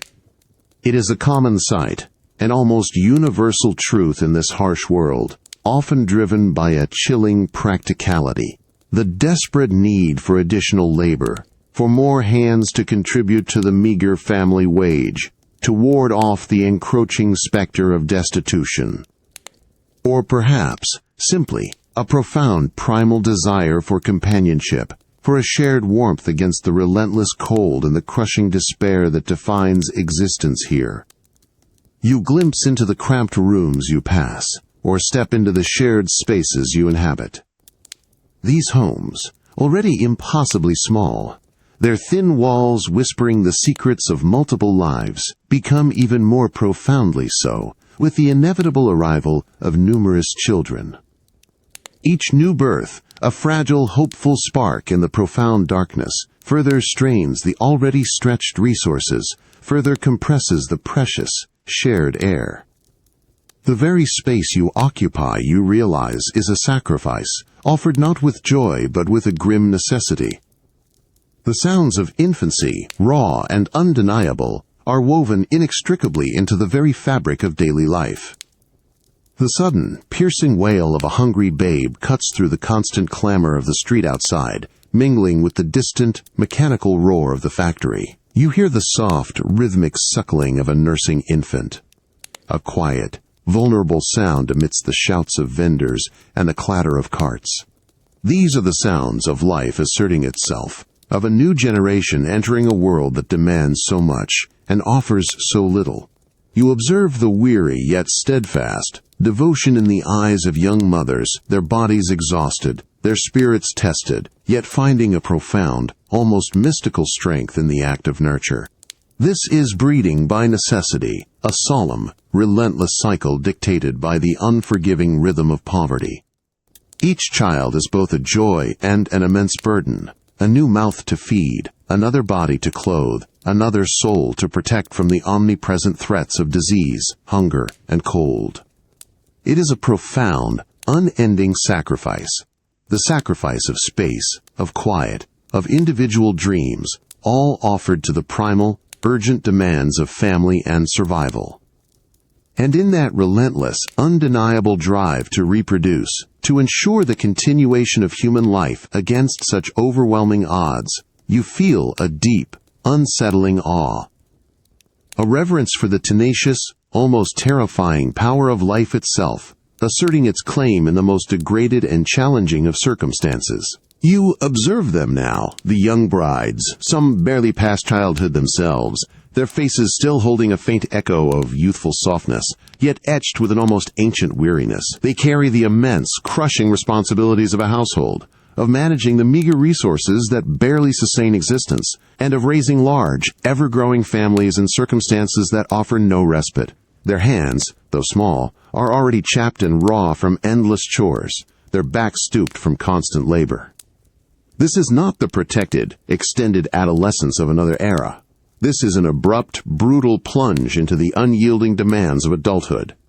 The sound of an infant's cry, the comforting gurgle of a feeding child, are omnipresent. Yet, woven into these sounds of new life, there is another, more insidious presence, the pervasive shadow of infant mortality. It hangs over every birth, every fragile breath, casting a pall of quiet dread over the most joyous, yet precarious, moments. You witness the silent grief in a young mother's eyes as another tiny life, barely begun, slips away, a raw, unbearable sorrow that settles deep into the fabric of their being. The sheer frequency of these losses, the devastating regularity with which small coffins are made, is a chilling testament to the harsh realities of this time. It transforms the act of bringing life into the world into a continuous, terrifying gamble. This constant cycle of early parenthood and numerous offspring is not a choice made lightly, but a necessity dictated by the unrelenting pressures of survival. Each new child, though deeply loved, is another mouth to feed, another body to clothe, another soul to shepherd through a world rife with disease, hunger, and danger. You perceive the different demographic pressures at play here, the stark contrast to modern family structures. Children are not just cherished, they are also potential contributors to the family wage, a desperate hope for future solvency, even if that future is brutally uncertain. It is a profound, unending sacrifice, the sacrifice of a carefree youth, of personal aspirations, of a quiet, uninterrupted life, all offered to the inexorable demands of procreation and the continuity of the family unit. And in that relentless, often heartbreaking cycle, in the quiet strength of these young parents, in the enduring hope that flickers despite overwhelming loss, you feel a deep, unsettling awe, a reverence for the tenacious, almost terrifying power of life itself, asserting its claim against the most formidable adversaries. It is a sacrifice that demands everything, consuming youth and hope, yet, in its endurance, it speaks of an unbreakable will to persist, to cling to the fragile thread of human existence, no matter the cost. This, you realize, is a society that perpetually offers its youngest, its most vulnerable, upon the altar of survival. The relentless clamor of the city, that ceaseless symphony of struggle, is a constant presence. The air, heavy with the stench of coal, smoke, and refuse, presses in on you. But then, a subtle shift. A sound, a brief, ethereal melody, cuts through the grime-laden atmosphere, a momentary parting of the clouds. You hear it, the plaintive, soaring notes of a fiddle, played by a street performer huddled in a doorway, his face etched with the same hardship you carry, yet his fingers moving with a surprising, fragile grace. You pause, instinctively, your hurried steps slowing. The tune, perhaps a folk air or a lively jig, dances through the crowded street, a fleeting glimpse of something beautiful, something almost sacred amidst the squalor. Further down, a different sound. The raucous, exaggerated voices of a Punch and Judy show, their familiar, absurd dialogue drawing a small crowd. Children, their faces typically grim with premature worry, are transformed. Their eyes are wide, utterly captivated, their mouths open in unself-conscious laughter, a sound as precious and rare as a jewel. For these brief, stolen moments, the harsh realities recede. And then, from a hidden side street, or perhaps from the dimly lit windows of a church hall, a different kind of sound emerges. The resonant, harmonious blend of human voices, a choir practicing, their pure, unwavering notes floating through the damp air. It is a sound of devotion, of collective hope, of a structured beauty that stands in stark contrast to the chaos of the streets. The sacred chants, the soaring hymns, offer a tantalizing glimpse of another world entirely, a world of order and grace, far removed from the brutal fight for survival. These sounds, these fleeting melodies, are more than mere diversions. They are ephemeral gifts, unexpected offerings, in the unyielding liturgy of hardship. For a precious moment, the heavy air seems to lift, cleared by the joyous swell of laughter, the melancholic beauty of a fiddle's cry, the profound unity of human song. You feel a subtle easing of the tension in your shoulders, a momentary lightness in your spirit. It is a profound, almost mystical reprieve, a reminder that even in the most degraded circumstances, the human soul yearns for beauty, for connection, for moments of unburdened joy. This is a solemn truth, that even amidst profound suffering, the human spirit instinctively seeks out these fleeting fragments of grace. It is a continuous sacrifice, the careful hoarding of these moments, the silent, desperate clinging to their memory when the harshness returns. And in that quiet, enduring quest for beauty, in the profound impact of a simple tune or a shared laugh, you feel a deep, unsettling awe, a reverence for the tenacious, almost terrifying power of art and human connection to pierce the darkest veils of despair, however briefly, and to remind us of what it means to truly live beyond mere survival. The last faint echo of the street performer's fiddle fades, dissolving into the familiar, crushing clamor of the thoroughfare. The children's laughter, bright and unrestrained just moments ago, dies on the chill air, replaced by the persistent growl of your stomach, a sharp, undeniable reminder of the world you truly inhabit. You feel the rough, cool metal of a single, precious coin clutched tight in your palm. It is a farthing, perhaps, or a halfpenny, a paltry sum, yet here it represents a profound, agonizing choice, a silent, weighty proposition. The vibrant colors of the Punch and Judy booth, now merely a blur as you turn away, still linger in your mind's eye. The captivating dance of the puppets, their exaggerated voices, had held you captive, pulled you completely from the gray, grinding reality of your existence. For those stolen minutes, hunger had quieted its relentless demands, and the pervasive cold had seemed less biting, less insidious. You had allowed yourself to be transported, to believe, however fleetingly, in a world beyond the grim confines of these unforgiving streets. And for that fragile, momentary respite, the performer now waits, his worn hat extended, his hopeful, weary gaze meeting yours across the jostling crowd. But that coin in your hand, that small disk of copper, holds a different, far more urgent promise. It could buy a single hard crust of bread, enough to briefly silence the gnawing void within, to offer a temporary truce to the constant ache. Or, perhaps, with luck, a few lumps of cheap coal, a meager offering against the bone-deep chill that permeates your dwelling, that seeps into your very bones. The vibrant performance, with its flashing colors and sudden bursts of boisterous laughter, feels like a cruel, tantalizing dream against the stark, unyielding reality of your empty belly, your shivering body. The performer's eyes, though hopeful, hold an ancient weariness, reflecting the same profound struggle that defines your own existence. He too understands the terrible weight of this silent transaction, this profound, unspoken offering. You feel the keen gaze of other onlookers, some equally impoverished, their faces a mixture of yearning and grim resignation. They, too, have felt the powerful pull of distraction, the desperate need for a moment's grace. You might hear the faint, rare clink of a coin dropping into the performer's hat. A rare indulgence. A small act of defiant generosity. A purchase of a precious smile. You trace the worn edge of your own coin, its coldness a stark contrast to the fleeting warmth of the laughter it could have purchased. This unspoken battle, waged between profound, urgent physical need and the deep, enduring human impulse for joy, unfolds, not on a grand stage, but in the grime-laden theater of the street. It is a poignant tableau, a stark illustration of a universal truth that transcends time. To choose to spend that coin on a smile, on a moment of oblivion, or to hold it for basic survival, is to acknowledge a profound, ongoing sacrifice.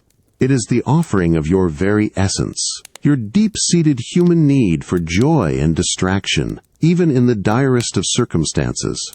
And in that relentless internal negotiation, in that constant choosing between material survival and spiritual respite, you feel a deep, unsettling awe, a reverence for the tenacious spirit that, even when utterly consumed by hardship, still yearns, fiercely and desperately, for a fleeting melody, a moment of laughter. It is a price sometimes too heavy to bear, yet one that, in its very consideration, speaks volumes of the indomitable, terrifying heart of humanity. You step outside, and the world is no longer merely dim or gray. It is transformed utterly into something alien and menacing. London's infamous fog descends now, not as a gentle, ethereal mist, but as a thick, suffocating blanket, a tangible presence that presses in from all sides. It is a sickly, yellow-brown hue, an unnatural color born from the marriage of natural mist and the ceaseless exhalations of a million chimneys, a million factories. This is the great smog, a living, breathing entity. You try to draw a breath, and the air itself carries a choking, acrid taste, the bitter tang of coal smoke, the metallic bite of industrial pollutants, mingling with the damp, earthy essence of the fog itself. It invades your throat, your lungs, leaving a raw, persistent burn. Visibility drops to near zero, as if the very light has been swallowed. The familiar outlines of buildings, of horse-drawn carriages, of the people just steps in front of you, are blurred, rendered into indistinct, spectral shapes that flicker and vanish. Your hand, held out before you, seems to disappear into the gloom. The sounds of the city, usually a roaring cacophony, are now strangely muffled, swallowed by the oppressive density of the air. Voices become distant, disembodied echoes. The clatter of hooves on cobblestones is muted, almost ghostly.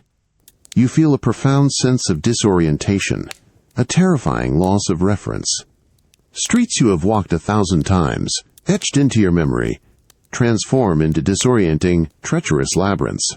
Familiar landmarks, once unwavering guides, vanish into the impenetrable, swirling gloom, leaving you adrift in a world suddenly devoid of fixed points.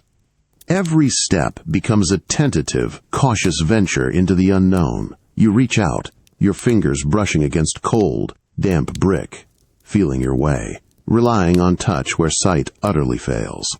You hear the strained cries of hawkers, their voices hoarse, struggling to cut through the heavy air, their presence more felt than seen.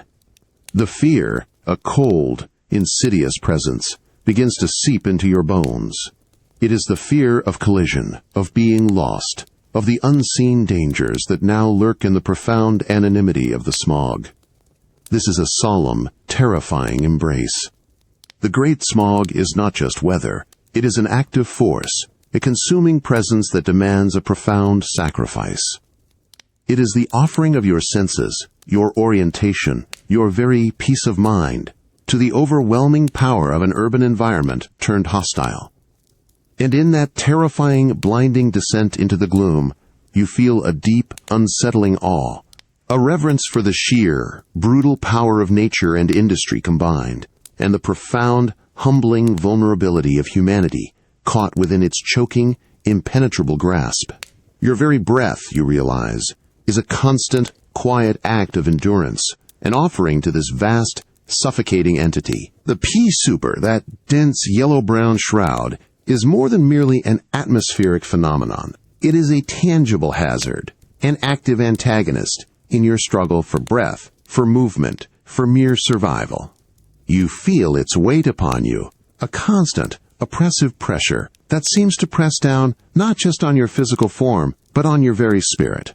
The air, burning in your lungs with every desperate intake, carries the acrid taste of coal smoke and industrial poisons. Your persistent cough, already a familiar companion, now intensifies, tearing at your chest with renewed ferocity, each exhalation a painful testament to the smog's relentless grip. You navigate this oppressive, blinding veil, your hands outstretched, your feet shuffling cautiously, a profound sense of fear and uncertainty clinging to you like the damp, polluted air itself. The world has shrunk to the span of your own arms, every step a gamble into the unknown. The familiar path to your work, to the market, to your meager dwelling, becomes a treacherous journey through a shifting, indistinct landscape. You hear the strained cries of others, equally lost, equally vulnerable, their voices disembodied and distorted by the dense atmosphere. Each sound, each fleeting touch, is a desperate attempt to orient yourself in this suffocating void. This, you realize, is a powerful, terrifying symbol.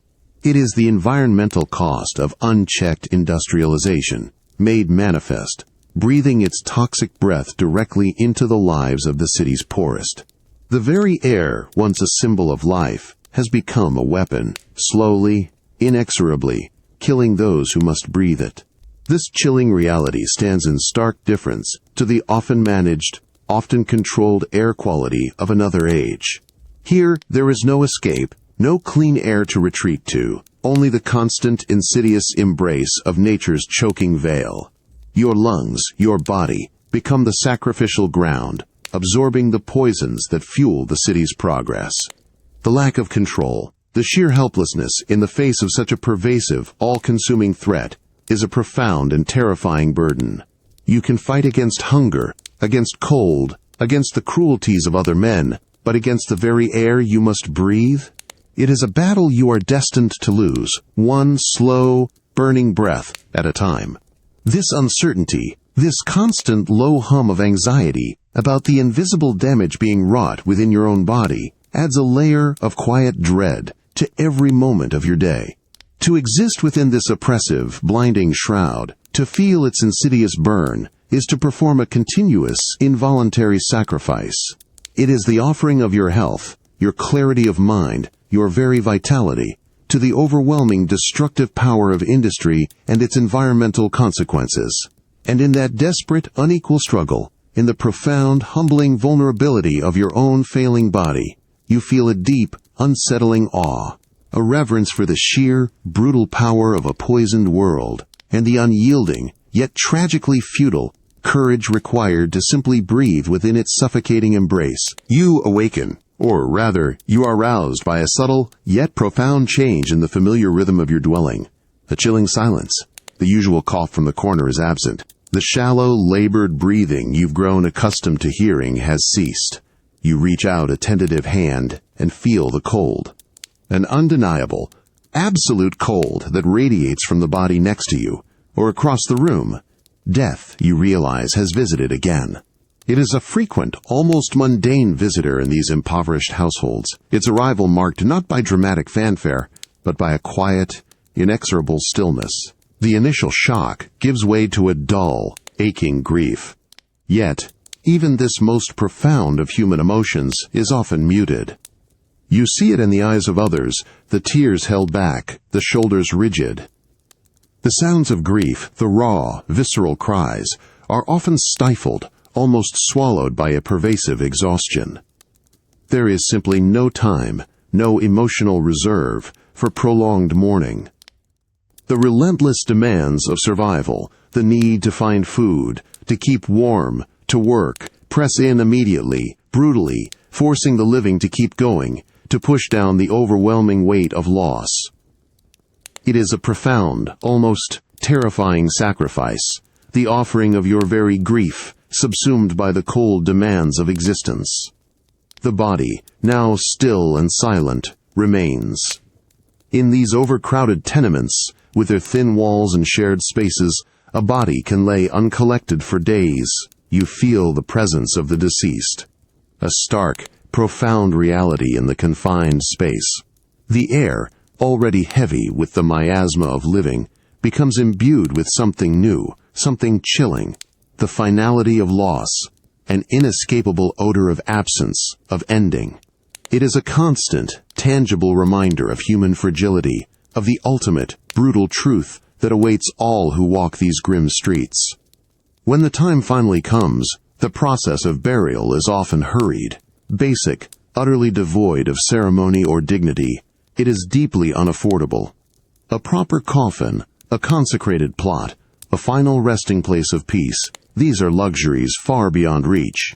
Instead, there is often a communal grave, a swift, unadorned committal to the earth, a last, desperate act of anonymity. You watch or participate in these grim rituals, your heart heavy, your spirit burdened by the sheer indignity of it all. This silent departure, this raw, unvarnished encounter with death, is a solemn, continuous sacrifice. It is the offering of your loved ones, of your own sense of peace, to the relentless, impersonal forces of poverty and fate. And in that constant, grim acceptance, in that quiet, desperate endurance of loss, you feel a deep, unsettling awe, a reverence for the tenacious, almost terrifying grip of life, even in the face of death's omnipresent, mundane arrival, and the brutal, unwavering courage required to simply keep going. The stillness that follows, after the final rattling breath, is a heavy shroud, far more oppressive than any physical blanket. You stand, or sit, in the confined space, the air thick with an almost tangible sense of absence. Death, you realize, is not an event here, but a defining feature, a constant, almost mundane thread woven into the very fabric of Victorian poverty. Its chilling frequency, particularly among the youngest, normalizes it to a degree, making it an expected, rather than shocking, occurrence. You see another small, fragile form, stilled before its life could truly begin. The sheer, brutal frequency of these departures, the endless procession of small, silent bodies, begins to reshape your understanding of existence itself. You observe the faces of parents, their eyes holding a deep, distant sorrow that seems to have become a permanent fixture, yet their movements remain practical, their resolve hardened. The tears may flow, silently, quickly, but they are often swallowed by exhaustion, by the relentless, immediate demands of simply continuing to live. The world offers no pause for extended mourning, no quiet space for grief to unfurl itself fully. This emotional toll, despite the apparent normalization, remains immense, accumulating silently, deeply, within the very souls of those who endure it. There is no palliative care here, no gentle easing of the final journey. You witness the last struggles, unadorned, raw, and often terrifying in their simplicity. The gasping for breath, the fevered delirium, the fading light in eyes that once held a vibrant, if brief, spark. And when the end comes, the funeral rites are basic, hurried, almost perfunctory. A simple cloth, a communal grave, a few whispered words. These are the final offerings to the departed. A stark contrast to the elaborate ceremonies of wealthier families, or the compassionate practices of modern times. There is no true dignity in death here, only the grim necessity of disposal, a final, heartbreaking erasure of a life too brief, too hard. This constant, intimate proximity to mortality, this unending dance with the grave, shapes your very being.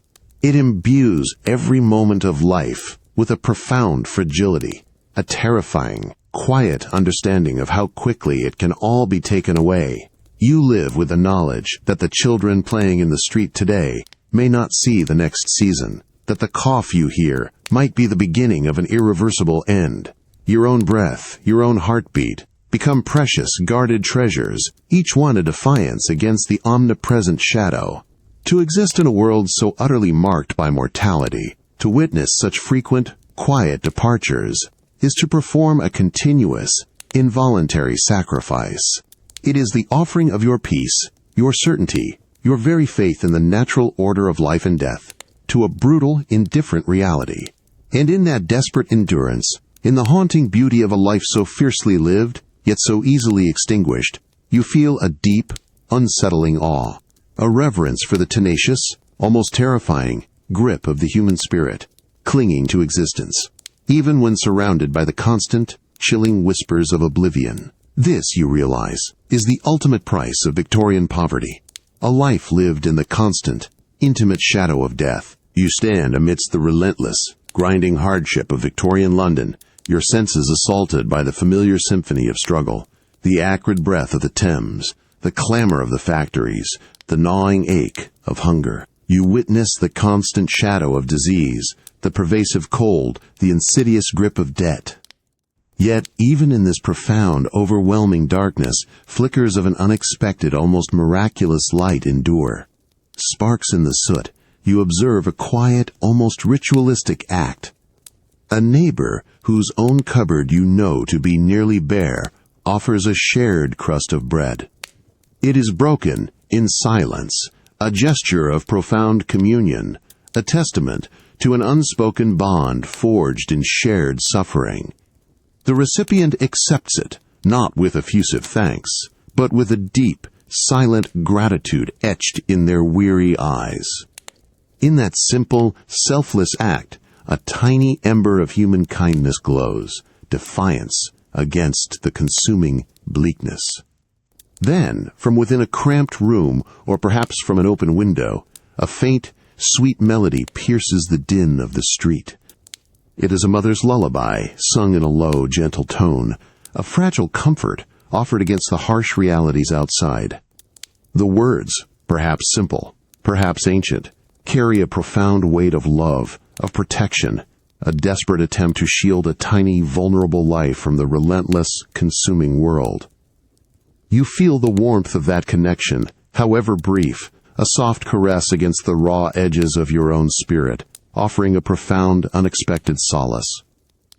And you see it in the determined step of a worker, their body racked by a persistent cough, their eyes dulled by fever, yet their feet still turned towards the looming, soot-blackened edifice of the factory. Despite illness, despite exhaustion, despite the overwhelming odds, they go. It is a silent, unyielding act of will, a profound refusal to surrender to the forces that seek to break them. In that determined step, that quiet, internal battle, an indomitable spirit reveals itself, a fierce, tenacious grip on the thread of existence. These small acts, seemingly insignificant against the vast tide of suffering, embody a profound truth. They are offerings, made not to a deity, but to the enduring spirit of humanity itself. They are moments of grace, found not in abundance, but in the deepest depths of scarcity. They are a continuous, involuntary sacrifice of comfort, of self-preservation, offered on the altar of connection and defiance. And in these fleeting sparks in the soot, in the profound, resilient warmth of human connection, you feel a deep, unsettling awe. A reverence for the tenacious, almost terrifying power of the human heart, to find light, to offer kindness, to simply continue even when all seems lost. This you realize is the true, enduring mystery of existence here. The unfathomable capacity for resilience, for love, in the face of absolute despair. You have walked through the acrid breath of the Thames, felt the walls whisper secrets of shared poverty, endured the gnawing void of hunger, and witnessed the merciless tyranny of the machine. You have breathed the black lungs' embrace, known the dread of the workhouse, and navigated the peril of the night-shadowed streets. You have carried the water-bearer's burden, understood the silent ledger of debt, and seen life breed from sheer necessity amidst the specter of disease. This journey has been a relentless descent into hardship, a constant, brutal offering upon the altar of survival. Yet now, as you stand at this culmination, you begin to perceive something else, something profound and utterly indomitable. This, you realize, is not a story of heroic triumph, not a dramatic victory over insurmountable odds in the conventional sense. This is a far deeper, more primal narrative, the quiet, persistent refusal to be extinguished by circumstance. It is the unyielding internal fire that burns however dimly against the overwhelming darkness. You see it in the eyes around you, not a fierce blaze, but a stubborn, enduring ember. It is in the shared, knowing glance exchanged between two laborers emerging from the choking smog, a silent acknowledgement of common struggle and an unspoken promise of mutual recognition. Observe the subtle gestures. A hand, rough and calloused from ceaseless toil, reaching out to steady a smaller, stumbling one. A mother, her own body racked by a persistent cough, finding the strength to offer a comforting touch, a whispered word of encouragement to her child. These are not grand acts of heroism. They are the bedrock of enduring humanity, small, profound offerings of self to another, made in the face of overwhelming scarcity. This is the ability to find fleeting moments of connection, to care for one another, even when your own reserves are utterly depleted. You witness the unyielding determination in the faces of those who rise each morning, despite the biting cold that still permeates their thin clothing, despite the gnawing hunger that still twists their gut, despite the insidious grip of illness that never truly loosens. Their steps are weary, their shoulders stooped, but they move forward, they continue, they endure. This, then, is the true, epic story of the Victorian poor, not the grand narratives of the wealthy, but the profound, almost mystical strength of simple persistence. Their legacy, you understand, is not merely the suffering they endured, though that was immense and undeniable. Their legacy is an enduring testament to human resilience in the face of unimaginable adversity. It is the unquenchable fire of the human spirit, burning silently, stubbornly, beneath layers of soot, cold, and despair. To bear witness to this is to feel a deep, unsettling awe, a reverence for the tenacious, almost terrifying will to exist, to connect, to simply be gun, when every single force of the world conspires to break you. You realize now that the true sacrifice was not just their bodies, their health, their childhoods, or their peace. It was the continuous offering of their very spirit, painstakingly rekindled each day, against a world that sought to extinguish it. And in that, in their unwavering, quiet endurance, lies a profound truth about what it means to be human, a boundless, terrifying capacity for resistance, a light that, however small, simply refuses to be put out. This, then, is the enduring echo of their lives, a silent, profound call across the ages,